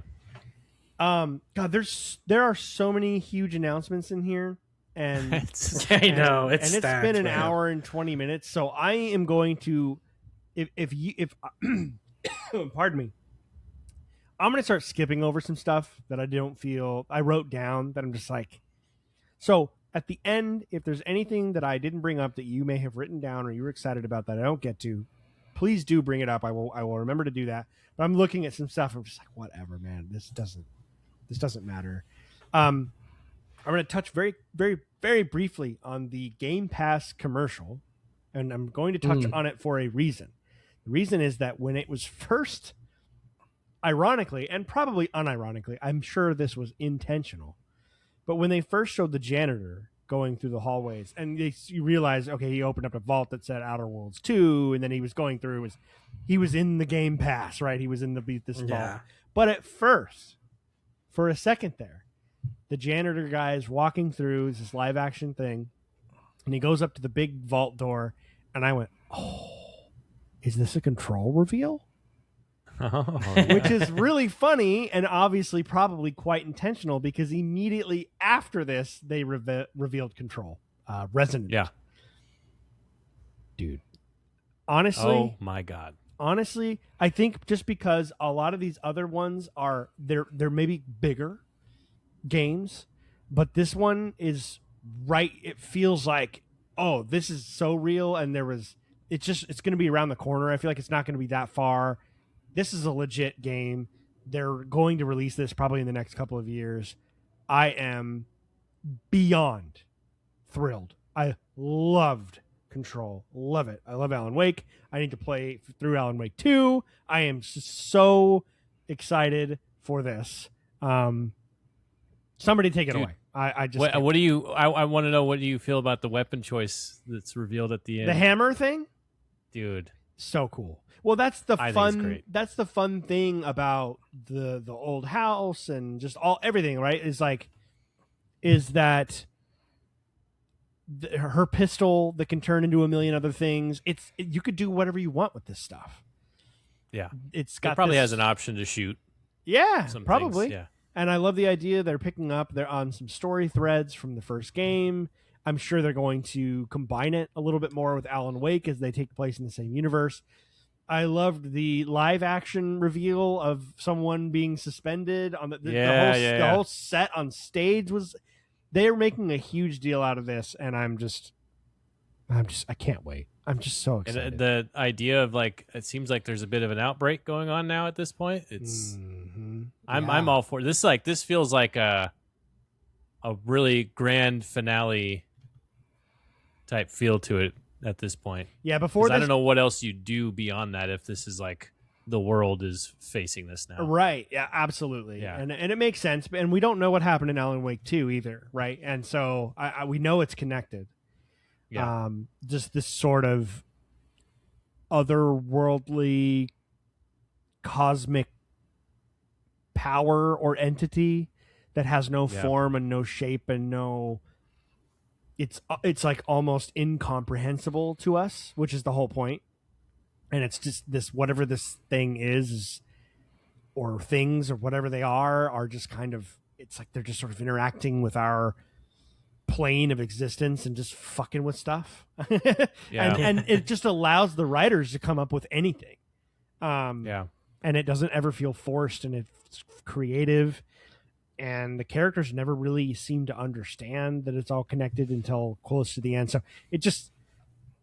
I think Control I'm is excited for one this. of the most underrated games. I've said that about Alien Isolation a lot, right? About the last generation. Yeah. Control was sort of close to the end of that generation, and that was right there with it. It kind of went under the radar, and I think it's a really special, unique, creative, innovative game that I have not played anything like that before or since. I can't wait to play it again because it's been about 5 years since I played it. Yeah. I could not be more excited. This is one of my favorite announcements of the whole show. Taylor, what you haven't gotten a chance to chime in, man. What did you think of this trailer? Yeah, this looks awesome. Obviously, I'm don't know a ton about the Remedy universe, or with all of these different characters and stuff. I have yet to truly play Alan Wake or Control, so I'll make a plea to one of you to set this up as one of our experience points, so I can. Well, finally as you were get saying that, I was just thinking maybe that should be it. It can be whatever you want. It can be whatever you want, man. I've been desperately wanting to get into it, and I think this trailer got me really excited for to finally get to it. So yeah, make it an experience point, and I'll play it. You should play Alan sure. Wake too, Taylor. It's not very long. It's like 6 Oh, hours. that's what I wanted to do. Okay. Is play the the remaster, I think, that just came out recently. Yeah, I just played it. I just played that remaster, I don't know, a year from last October. So October 24, I played the remaster. So yeah, if you wanted, either way, but I would definitely play that first. They don't connect immediately. You wouldn't know right off the bat they were connected. But I really want to replay Control because all the DLC, there's one that specifically connects the two, and I've never played that. So that would be awesome. Such an exciting announcement. I love Remedy. Really quick question, actually, is the Xbox game with the guy who plays Peter Baelish in Game of Thrones, is that connected to this universe? I forget. We don't know. It's like it might be, but we're not sure. What was that game called again? That one had like a time stopping element. It was a pretty cool game. It had Remedy's always just doing very interesting stuff. Let's see here. Quantum Break, I think is what it's called, right? Quantum Break, that's right. Yeah. Let's see. So is Quantum Break connected to Control and Alan Wake? It is. So here's our AI overview. Says, yes, Quantum Break is connected to Alan Wake and Control within the larger Remedy connected universe, but with a twist. I'm trying not to. I don't want to accidentally spoil anything. Yeah. Alan Wake and Control are core canon. Quantum Break exists in a parallel linked timeline due to Microsoft owning its IP. Functioning as a conceptual cousin with shared characters. Apparently Jesse Faden is in Quantum Break? Man, I did not know that. Is that the Control protagonist? Jesse Faden is the main character, yeah. The female character of Control, yep. Interesting. Okay.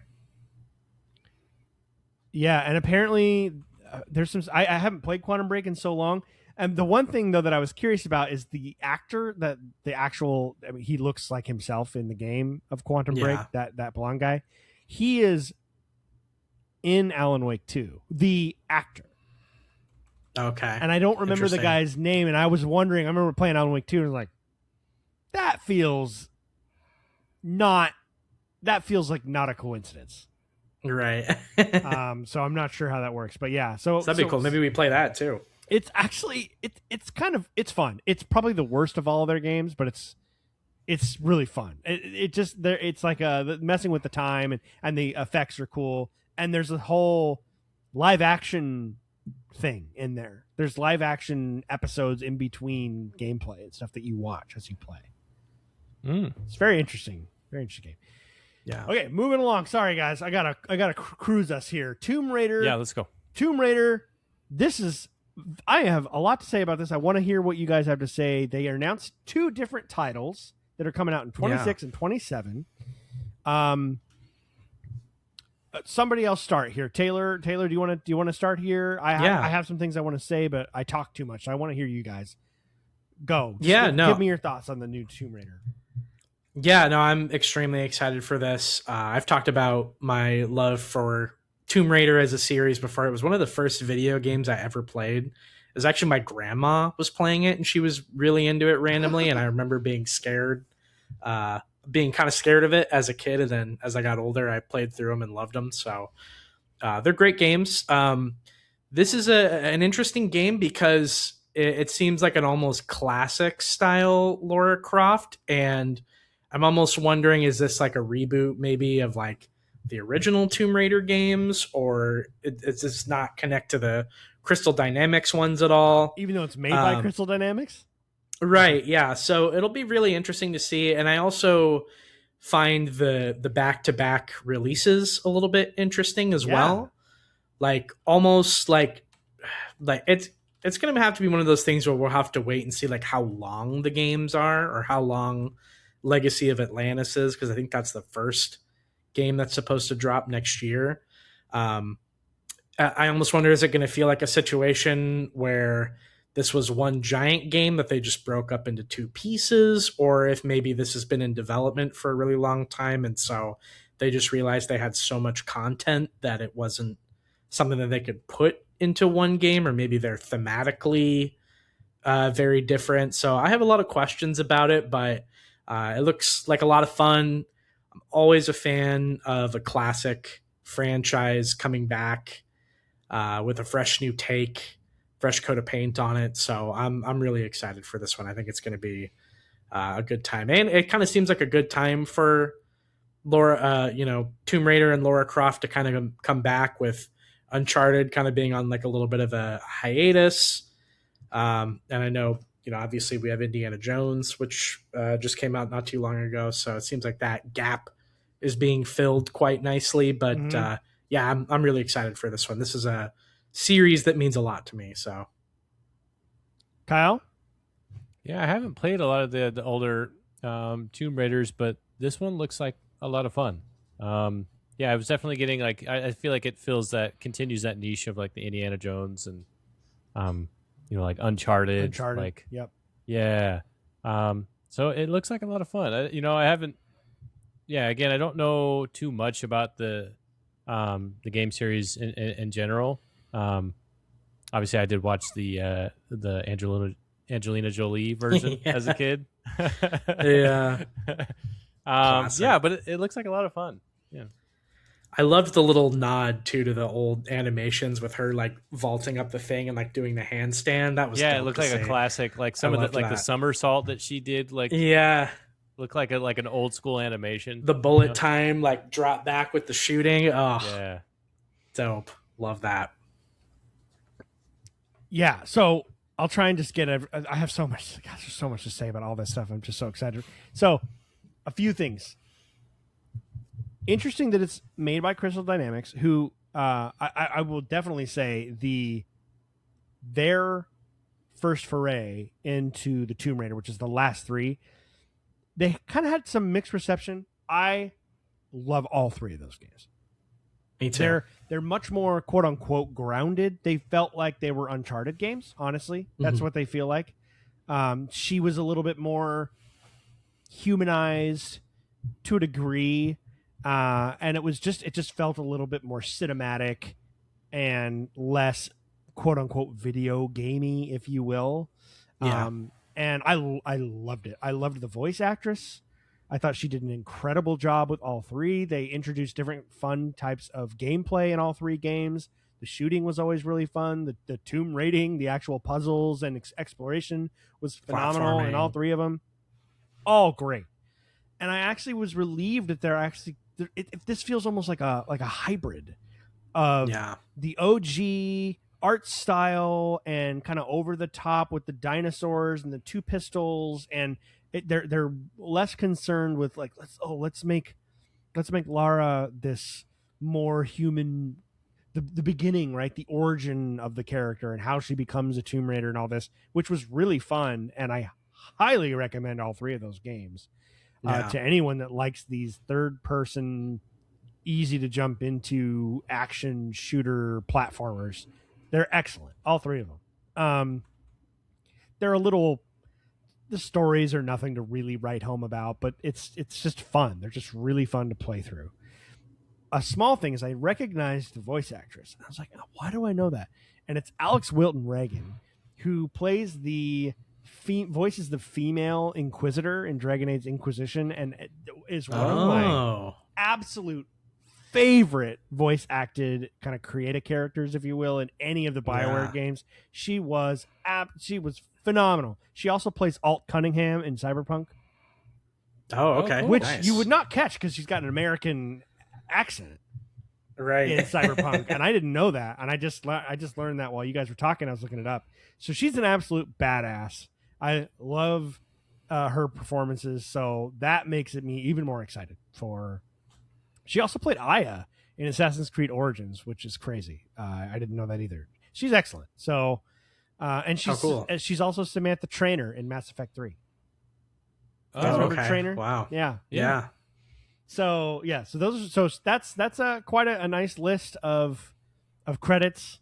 I I'm pumped. I'm very pumped for this just because she's in it, and it just looks like a really fun blend of the sort of the two different versions of Tomb Raider games that we've gotten. So, yeah, I was going to say too, really quick, just to comment on it. I could also maybe see a situation where this could be a continuation, maybe of the Crystal Dynamics Tomb Raider as well. I didn't play the third one. I played the first and the second one of the Crystal Dynamics one, so I don't know what happens in what is it, Shadow of the Tomb Raider? Yeah, it's good. It's good. Again, story is sort of just okay, but it's fun. It takes place in Mexico, and there's kind of an apocalyptic storyline. It kind of feels a little bit like they took inspiration from the whole 2012 Mayan calendar thing. Yeah, which is fun. It's a really cool thing to play around with, and they introduced this gameplay mechanic where you can cover Lara can cover herself in mud, and these soldiers who are in the jungles are looking for her with like infrared, but they can't see her because she's covered in mud. And you set up all these booby traps to kill these guys. It's kind of brutal and dark. Yeah, it's good. All three of them are excellent. But the third one kind of got a bad rap. Maybe because the story was left stuff to be desired, but I never really cared. Maybe. But I was going to say I could see a situation where maybe this is a continuation of that, because I think this Lara Croft also looks older. Like she had a little bit of gray going on, so maybe this is like her at like the height of her power, like just like she has now become the action badass that like Lara Croft was kind of in the originals. So yeah. I could kind of see a situation where this is like her now, like as like a fully fledged action hero type thing too. So we'll see. Yeah, and the last actress in those three games, it was one of those ones where it's her voice and it's also her personage right into the game, Camilla Luddington. So they definitely are changing up the look because that was her likeness in the game. Mm-hmm. So that's interesting to think about. Okay, I'm gonna blast through this next. They announced The Forest 3. Does anyone have anything to say about that? That looked pretty crazy. Did you guys play the Forest games?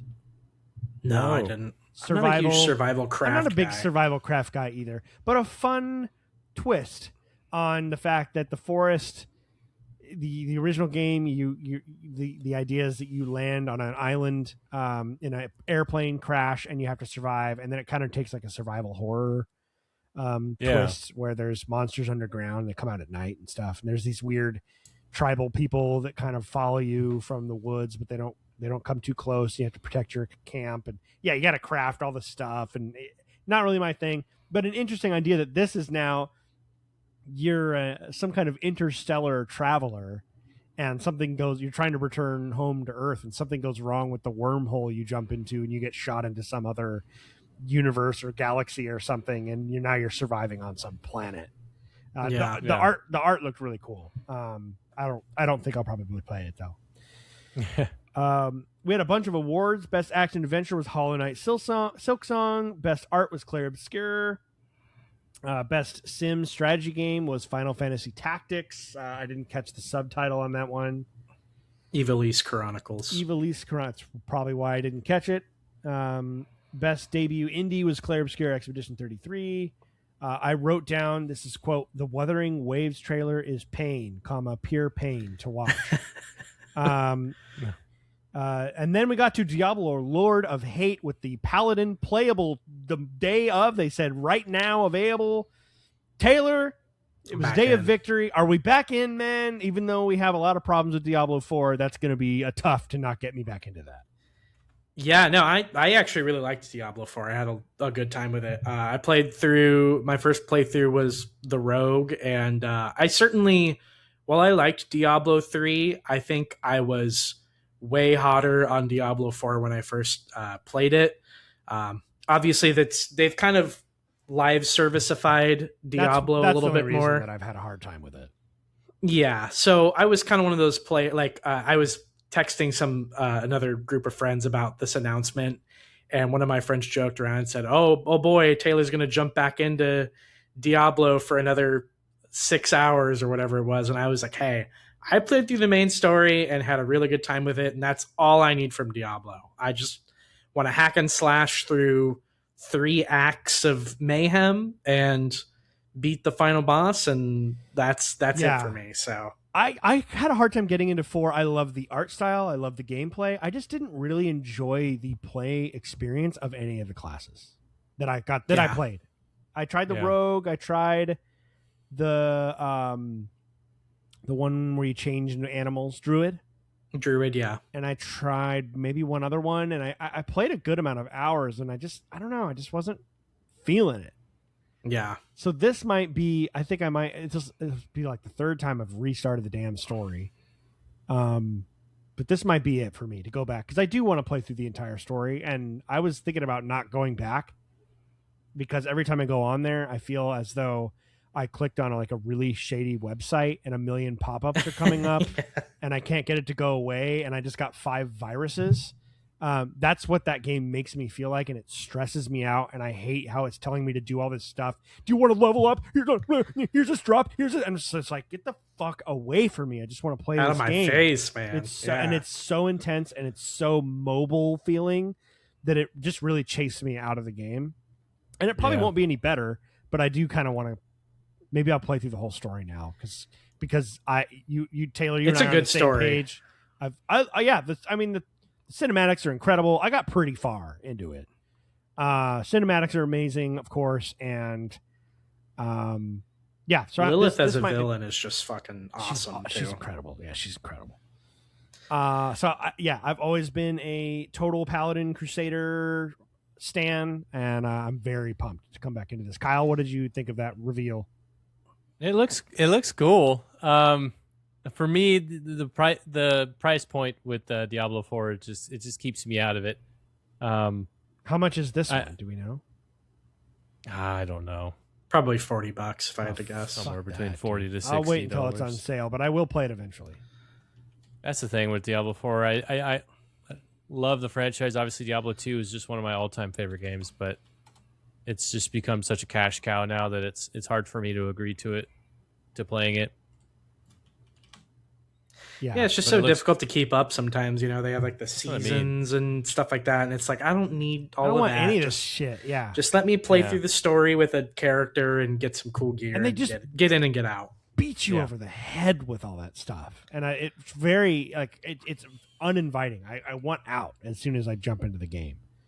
Yeah. It's like if I want all of that, I'll just go play World of Warcraft. You know, it's like like I've already have my game for all that. So. Right.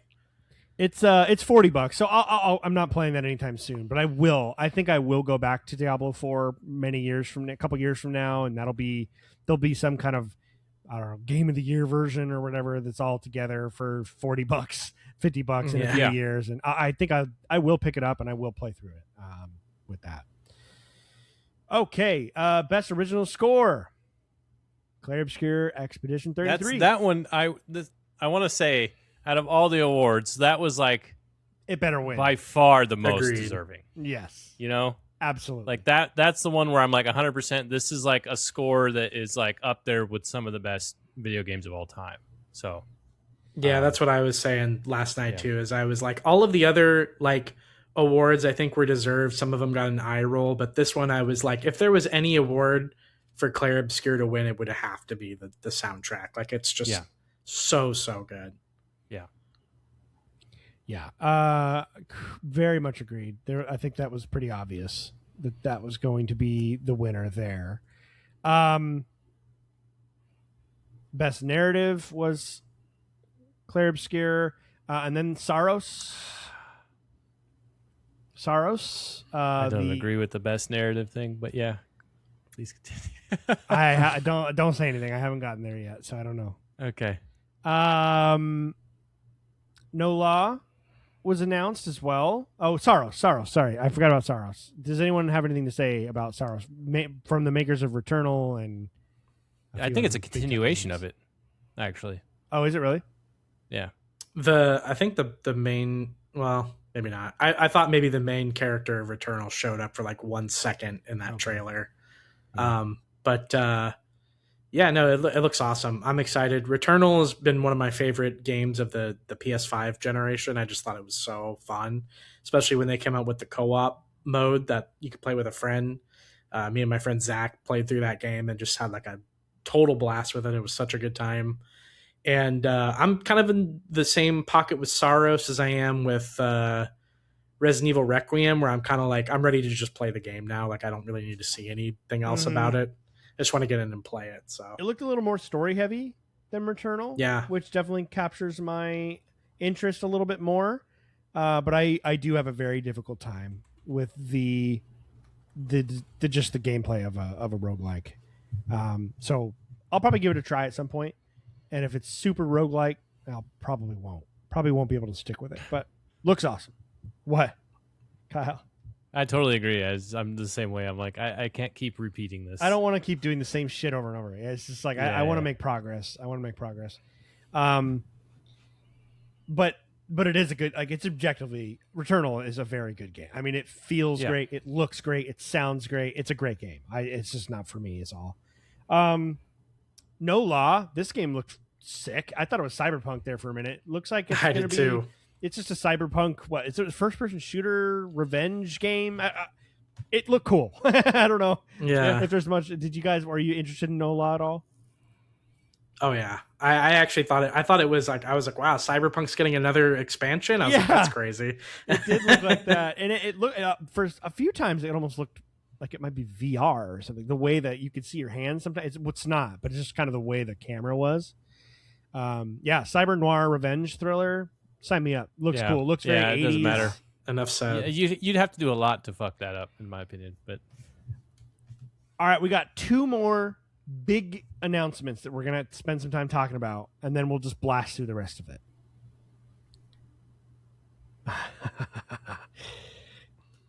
Total War. Warhammer 40 fucking K. All right. We all are going to have a lot to say about this. I'm just going to set us up a little bit with a few things. One, I think I'm well placed to be more excited about this, despite a few things I'm not concerned, but a few reservations. A few things that I need to. I wanted some clarification on, but I just saw what's the name of those animated shorts that came out on Amazon Prime that had some. There was one that was Warhammer 40K one. That was like one of the coolest things I've ever seen in my entire life, and by itself has me interested in more of the universe. And I went and played that Space Marine 1 remastered like right after that because I just wanted to know more. Yeah. So I'm a little baby. I'm a little Warhammer 40K baby. And I am just learning all of this stuff. Now, Warhammer, it's obviously connected. It's just, there's orcs, greenskins, and the Empire. I mean, the religions are the same, right, too? Sigmar, and all of that it's the same universe. It's just advanced way. Not as many of the factions survived through the years. So right, and I don't know that it's exactly connected. I don't know if Warhammer Fantasy is the ancient history of Warhammer 40K, but they're obviously they use a lot of the same universe. So I'm someone who knows Warhammer their head's probably exploding from my stupidity. Shout out to Semenko. Eric Semenko is pretty into 40K. So maybe Eric can explain how Warhammer and Warhammer 40K as franchises are connected just beyond the fact that they use some of the same lore or similar lore, or like base lore. But so very excited for that. I don't know how this is going to work. Game for battles. They showed a little bit, which thank you, Creative Assembly, for just keeping your fucking dick in your pants and not telling me about this game 5 years ago with just that CG trailer. It's in engine, so I'm sure we're still a little ways off, but at least it's tangible, it's real, it's being made, it's well into development. And I just don't. How is shooting going to work? I know that we have cannons, and sure, Empire has muskets, but that's a very specific type of shooting where you have big units literal squares, formations of men shooting at one another, and it's about maneuvering and kind of using. But like, these are just these like badass individual soldiers who are chopping through guys and shooting at a distance. And so I don't know how, because it's all about the big square units that you have, right? And you move them around in different. So I don't understand how this is going to work from a gameplay perspective, because there's machine guns and nukes and lasers, and it's so much beyond beyond what's in Warhammer. It just feels like this will be the single most significant gameplay change in order to adapt properly to the license of Warhammer 40K, and I'm very curious to see how that goes. But I will take a campaign map cock tease for all time. Give me a pretty campaign map in space. I was like, all right. Yeah. Kyle, take us away for a little bit here on this. Yeah, think, I mean, man? You think about the gameplay. How does that work, right? I'm definitely thinking about the same thing. I do know that they're working on some new things with their new engine, right? They kind of talked about that in the trailer for or that video we were watching for Medieval that they announced. So the interaction with buildings, I think what's going to matter here a lot. This is I almost envision that battles are going to play a little more kind of like StarCraft, rather than what we're used to with Total War, because obviously you've got shooting involved. So I feel like mechanically how you're placing your units and interacting, it's going to be very similar to like StarCraft, understanding the range of units and all that. But then I think what's going to be really important here is that they get the battle maps correct, because there's obviously going to be units that are melee and not necessarily sure, units that are shooting. So you're going to have a lot of cover and a lot of usage of that. So that's why I say that it's going to feel gameplay wise like when you're in the battles on the ground, that is. Yeah. I feel like it's going to feel more like StarCraft, where you're like individually grabbing units and placing them somewhere, holding them there and advancing somewhere else, and kind of just piece by piece, because we're so used to in Total War, you've got your line of units. Right. And you put them in certain order, and then you just smash them into the other line of units. Yeah, exactly. So you're going to have to be more careful about placing individual units in the right spots and holding them there, and maybe they don't move till way later. There's just going to be so much more strategy in how you utilize those units, and not necessarily as many numbers, I would imagine. Okay. But again, it could be crazy numbers, and you just smash your units into theirs again, and I would be fine. I would have no problem with that. And that's coming from the fact that I don't have a specific way that I need things to work, because I'm a 40K obsessed person. Right? So you're going to get a lot of new people coming to Total War, potentially for the first time. Warhammer 40K, obviously there's crossover with Warhammer fans. There are Warhammer fans who like both. But each of those also have extremely loyal fans that do not even fuck with the other thing. So you're still going to get a big influx of new people, and those people are going to be there for 40K, and they're going to be like, excuse me, that's not how this would work, right? And that's fine. Yeah, go ahead. Well, I was just gonna say, a couple things I want to point out. I'm reading here on the on their website. You can I was wondering about this because they were showing the different colors shifting on the armor, and I was wondering about this. You can personalize your army. You can name your warband, choose your colors, and emblazon your regiments with an array of iconography. Yeah, they showed that in the trailer too. Yeah, which is true to older 40K Warhammer games as well. By the way, I was watching Eric Semenko play one before, and you get to choose your faction, but you can kind of design it the way you want to, which makes sense in this universe, right? Mm-hmm. You're kind of like the chief in command in this situation, so you should be able to design your own emblem. And you've got all these different, and it works for the lore too, because there's lots of different factions within the Space Marines, and like they all have these different chapters and factions and stuff. So there's plenty of room there. And as someone who's not hyper attached, this is the one's going to hopefully give me the most feeling of freedom that I get, because that's the one thing I like about Warhammer as well. It gives me so much freedom to just be like, I don't know, I can do whatever I want. The historical ones were just like, No. I must recreate history. Can we get some really freaking cool space battles? Because that would be sick. Oh yeah. Right. So Taylor, talk to us. How do you feel about this when you saw this announcement?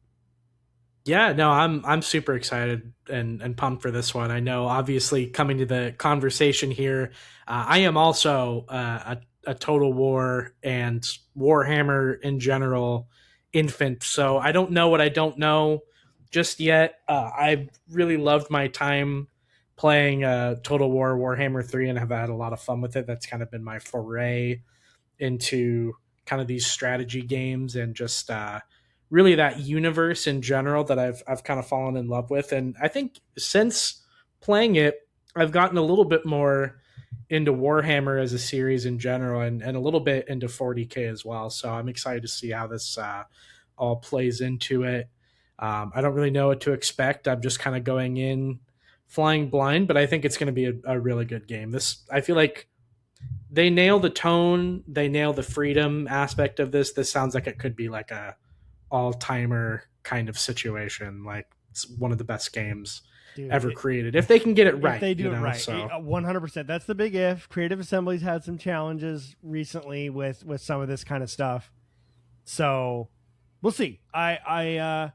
New engine, which they really needed. And also they generally fix their horrible fuck ups. Yeah, I mean, it's let's be honest. It's probably going to have plenty of issues when it comes out. Yeah. Yep.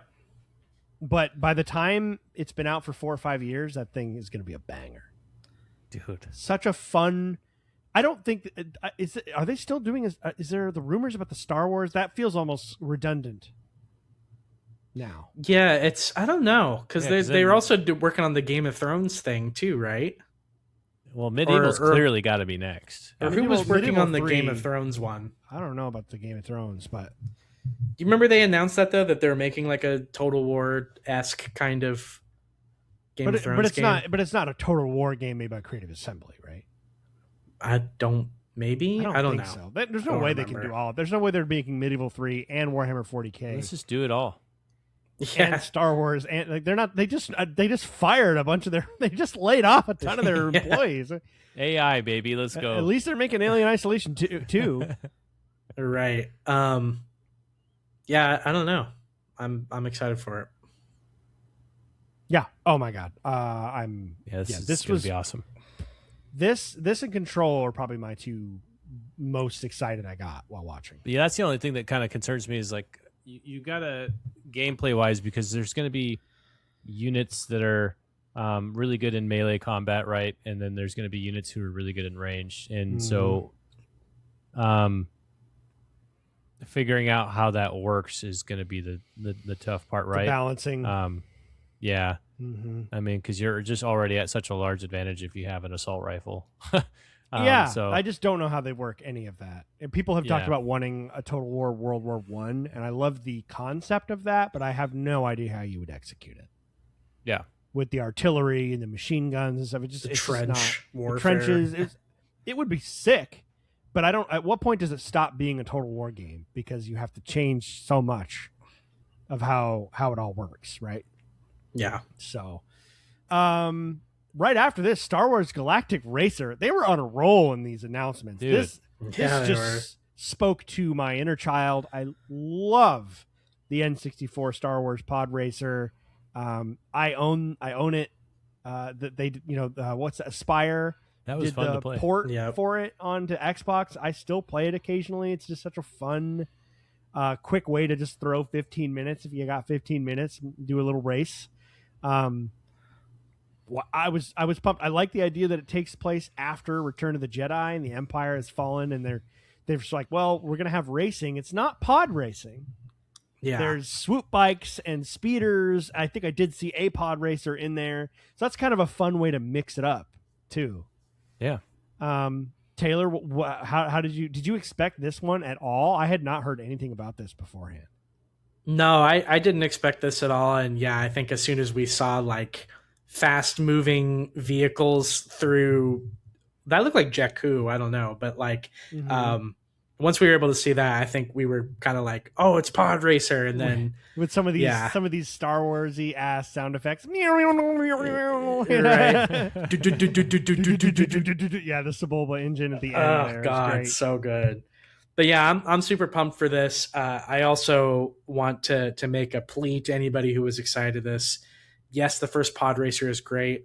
Play the second one because it's even better. Well, it's so harder. much It's better. harder to play the second one because it was only on PS2.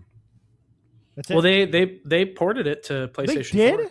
Oh, only, did. but only PlayStation. Right?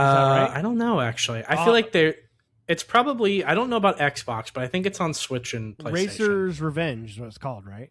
Correct. Yeah, Yes. I played that. I rented a PS2 from like Hollywood Video just to play that game as a kid. It's so good, dude. I It's love awesome. that game. It's awesome.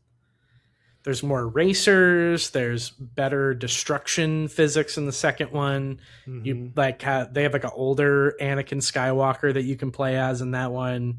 It's dope. I love that game. So if this is even like close to that, to Racer Revenge, I'll be happy. But I just think that maybe throw in a cool little story for your 100%. for your I would love if character. you could create your own racer and create Why your own not? like vehicle, you know? Oh, dude! Yeah. Especially think about how much It's like they could Need for sell Speed, us. but Star Wars. Yeah. How exactly, man? Like Need for Yeah, Speed yeah. Underground, right? Yeah. With all of the, you start with like a basic selection of a couple vehicles, and then you can add the color and change the rims and all that, kind of like that with your swoop bike or whatever. I love that idea. And actually having the animation of the little droids drilling away on your yeah, The pit droids. little pit droids. yeah. Well, I was gonna say too, it also shows like how and how malleable this franchise is. Also, like, yes, do I want the third person action RPG from Star Wars? Like 100% yes. But also you can play with this franchise and put different genres of games in it and have it be amazing, you know? Yeah, So we get a racer, like a Star Wars, kind of like you said, Kyle, Forza game out of this one, but hopefully they maybe start branching out and doing some like survival horror type stuff. There's so many different stories you could do in the Star Wars universe. I think that's what makes it so special, you know? So hopefully this is the start of them making more than just your standard third person action game, you know? Yeah. I wanted to see Fuse Games. Do we know anything about Fuse Games? Not off the top of my head. Let's take a look. I was actually going to ask who was developing that. Yeah, didn't that's what know. I was. And is there a publisher for it? It's the debut title from Fuse Games, the studio founded by former Criterion leads. Let's fucking go. Oh yeah, that's awesome. That's Burnout and Need for Speed. Like Criterion was the best Burnout and Need for Speed games. So we have some yeah, of let's the. go.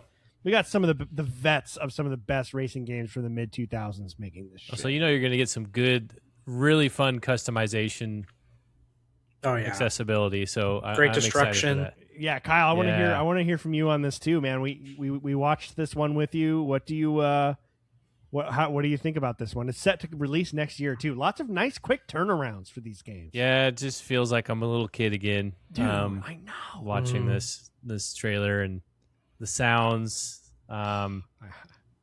the environment. I do think it's cool that it's like, you know, some of those maps you're racing in between the wreckage, and trying to dodge, you know, like downed, you know, just war mechanisms and stuff like that. Like I just think it's just like such a cool idea. It's obviously just pulling from our generation. Oh, Oh, yeah. totally. Yeah. I would love to see some old maps from that'd Pod be Racer cool. return too. Mhm. Like how Yeah. cool would it be to see like the map from like the Boon to Eve classic, Yes. like Yeah. but maybe just a little bit different. You know, it's been like 40 years or whatever since that original race. Like it'd be cool to see what's changed about it. that'd be really cool. And some of those bring back those some of the maps classic were- songs. Yeah. Oh, right. Some of the episode 1 Yeah. songs. Yeah, definitely. Maybe we can get a. Can anybody get an old Odie Mandrell? That was my guy. Some Clegg Holdfast action. And then the pit droid gets sucked up, and you go, "Oh no!" Yeah, you just think about all the sounds in that classic pod racing game. It's just The Ben Quadnaros main. Bring him back. You're a Quadnaros main, dude. That's funny. Everyone kind of had their main in that game. No, I wasn't actually. But Okay, I was would an Odie Mandrell for sure. I would play as him though. I liked the Team Toe Pagalies. He had like it was almost like a wheel pod racer. His cockpit was like a wheel that he sat inside of.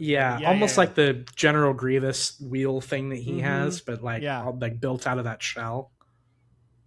Man, yeah, I'm really looking forward to the customization of the vehicles though. That to me is going to be like the most fun part. So I'm just now realizing that Odie Mandrell kind of sounded like Elites from Halo 1. Yeah. Oh! Yeah. Where they get a plasma grenade stuck to them. Yeah, exactly. Oh! Exactly. Warp. All right, we're going to kind of blast through the rest of these. Stop me if you have something to say. All right. Phantom Blade Zero. Looks cool. Looks slick. Slick as hell. The combat, I've not seen action combat look quite that good in gameplay before, so I was very impressed. I felt like it was extremely long. The gameplay video, I was like, what? It's like 5 farther minutes? away than I would have expected too, release date wise. Especially with that much gameplay, but I appreciate they were willing to show so much of it. Yeah. It looks very, very, very slick and cool. Mega Man, I was excited for this one. I wish it was Mega Man X, but I'm excited to go back to Mega Man either way. So if they're rebooting classic Mega Man, I'll be excited for it. Yeah, it would be kind of fun to jump in if it's kind of a restart, right? That's kind of cool. Yeah.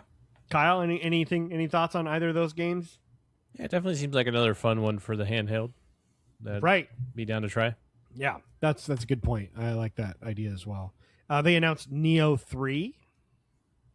I already have a hard enough time getting through the FromSoft games. I will not be playing any of these. But I've heard they're amazing. And Team Ninja is a very talented studio.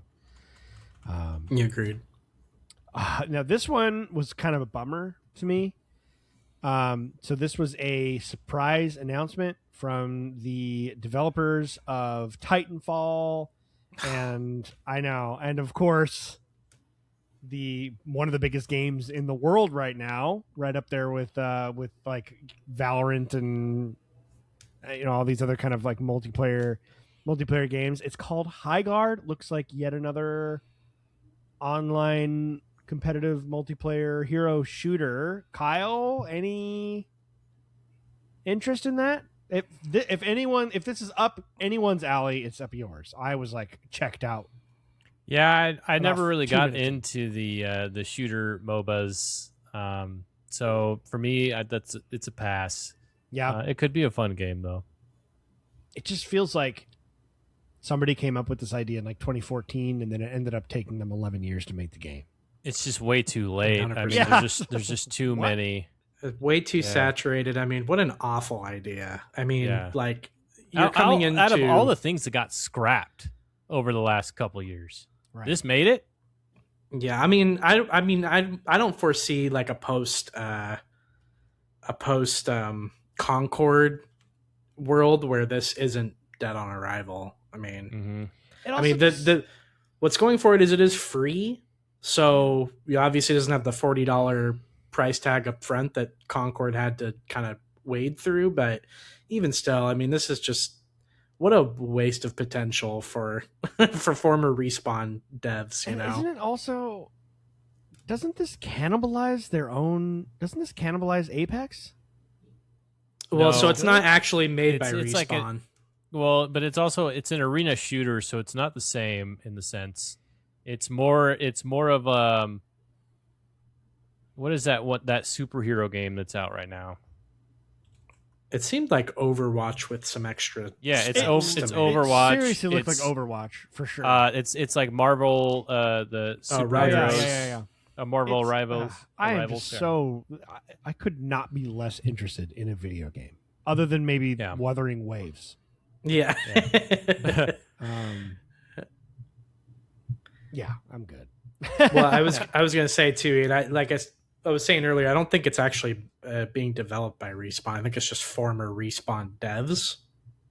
So like people that had left Respawn to create this. The way they made it Apex sound, Legends and Titanfall, yeah. The way they made it sound, it seemed like they're like, oh, the next game from the developers of Apex. I'm like, what the fuck are you guys do? Why would you do that? Right, yeah. Okay, I misunderstood that, I guess. Also, well, on that note, why would you do that if you are these developers that just branched off? You already understand how incredibly difficult it is to get into I agree. Game. I would have thought if you were going to leave Respawn, like if you were if you were like a bunch of devs that were like, we're going to quit Respawn because they're like, not, I would have think they were not going far enough into the single player thing. Yeah. And they were like, well, we want to make like a spiritual successor. Like why, like it just doesn't compute in my brain that you would leave the studio. Yeah, well, right in front of maybe you. they got laid off. They can't figure it out. But yeah, I'm just people would love Titanfall. I'm good. That was their grand finale announcement. It's like, yeah, that's weird.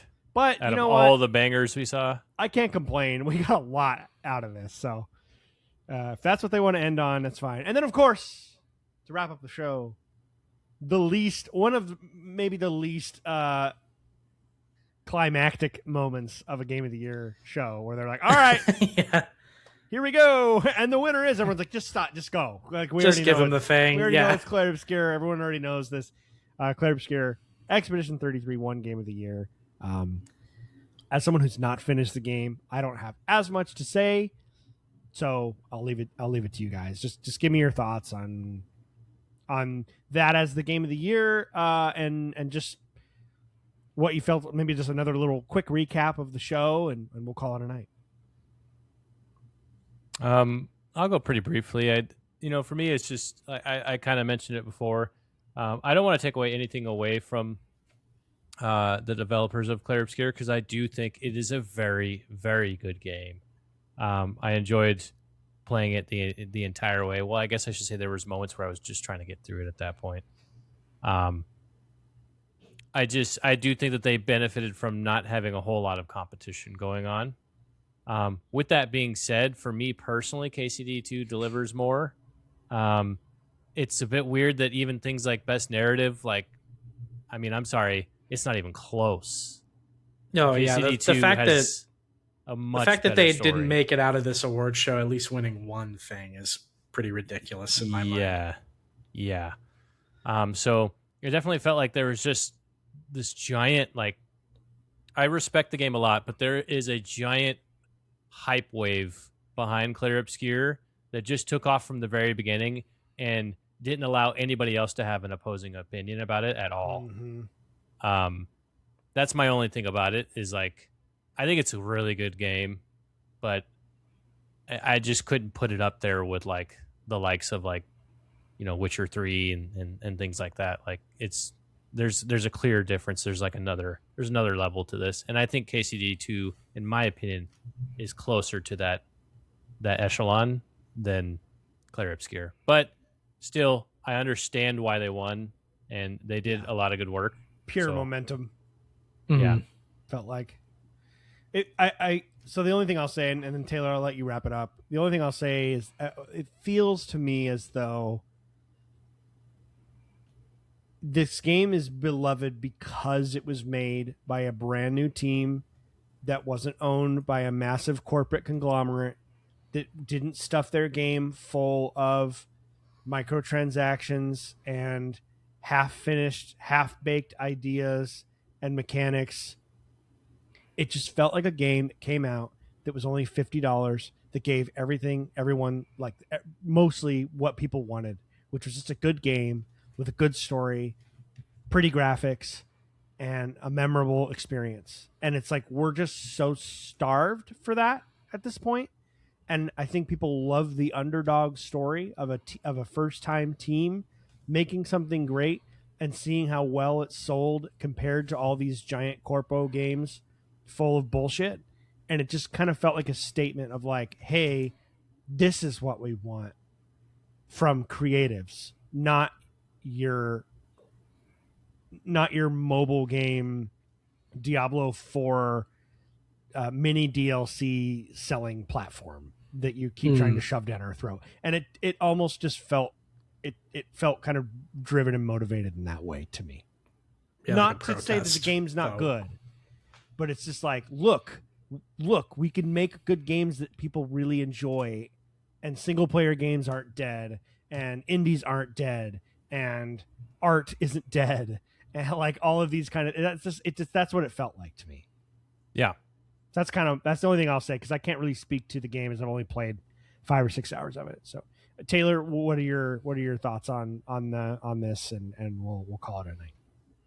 Yeah, no, I really liked Clair Obscur Expedition 33. I think we were talking about the game earlier on in the year when I had played through it, and even upon my first playthrough of it, I really, really liked the game.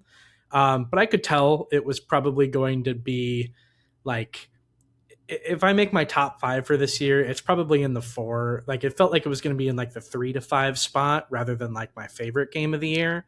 And I agree with you, Kyle. I think Kingdom Come Deliverance 2 is my personal game of the year.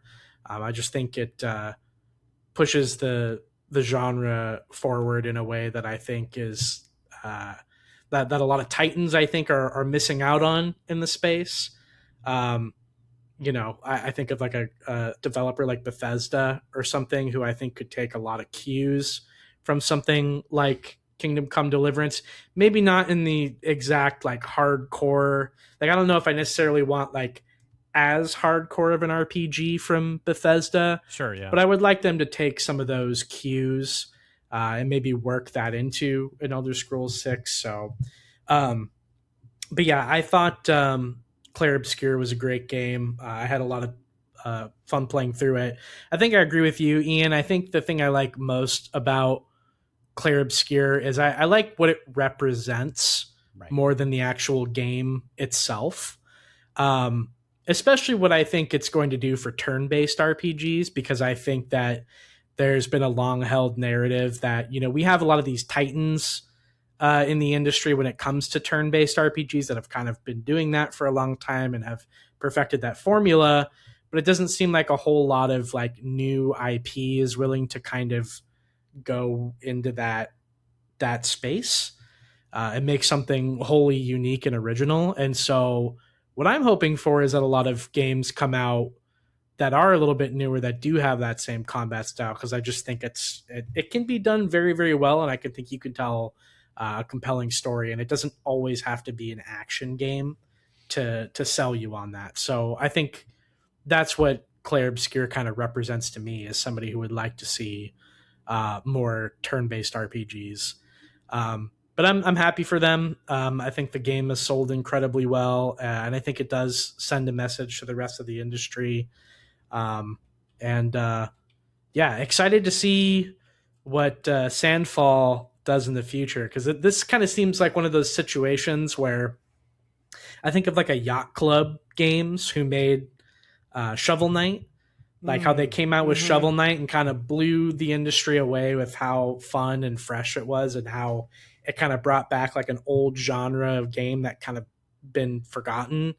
But then now they're kind of struggling to like make a follow-up to it, just because it's like Shovel Knight is such a beloved game that they're almost like, how can we how can we make a second one and have it be anywhere near as good? So I could foresee them. Tough. You just get frozen.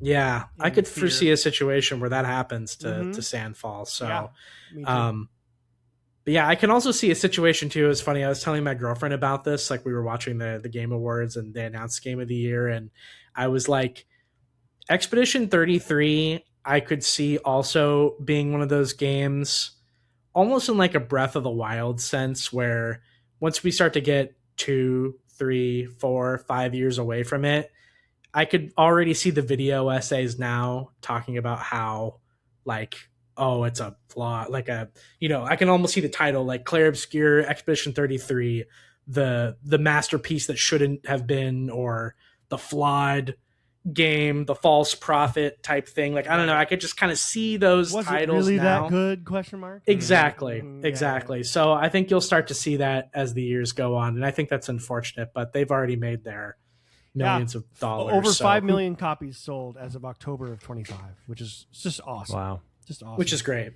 But yeah, keep on the lookout for that, because I would almost guarantee that you watch the next couple of years, that'll happen. Sure. It's my next big game I'm going to play. I'm going to jump back into it here shortly. We'll talk more next week about what we've been playing. I've got a lot on my list that I think you guys will be interested in. But yeah, the very, very, very last thing I'll say with this is, you were mentioning the turn-based. We now have 2 of the last 3 Game of the Year award winners are turn-based, hardcore turn-based role-playing games. Yeah. So that's something to be said. This is that Baldur's Gate was not just a one-time, hey, this game was so absolutely incredible beyond anyone's imagining that it could never be done again thing. Because here we are 2 years later, and another very hardcore turn-based RPG has won Game of the Year. So clearly there's a big market for it. People love it. As long as it's good, right? I mean, I know that you guys you're saying there's some flaws. It might not be quite what everyone's saying it is, but it does sound as though it's a fantastic game and worthy of at least being nominated, especially given its origins. I think, from make no mistake. Yeah, make no mistake. No matter what I've said about it, I think it's definitely a game that you have to play. I think sure. It's like, it's such a good experience. There's so many things about it that I do love. I think the artwork's incredible. Obviously, we've talked about the soundtrack. It's impeccable. Yeah, my Rizzo hates the soundtrack. Yeah, she starts singing along, huh? Oh, she wants to leave the room immediately. She's so uncomfortable. Anything high pitched like that. Yeah, she's not having it. We've never had Lil Riz on the show. She's over here. Where's she at? Rizzo. She's in my bed. Rizzo. Okay, we're gonna get Rizzo, and then we'll call it a night. All right. Well, she's not available. All right. Not making an appearance. Oh, right. She's upstairs, actually. Oh, darn. Okay. Well, we should get Rizzo on the show soon. Yeah, we will. Stay tuned. Yeah, stay tuned for sure.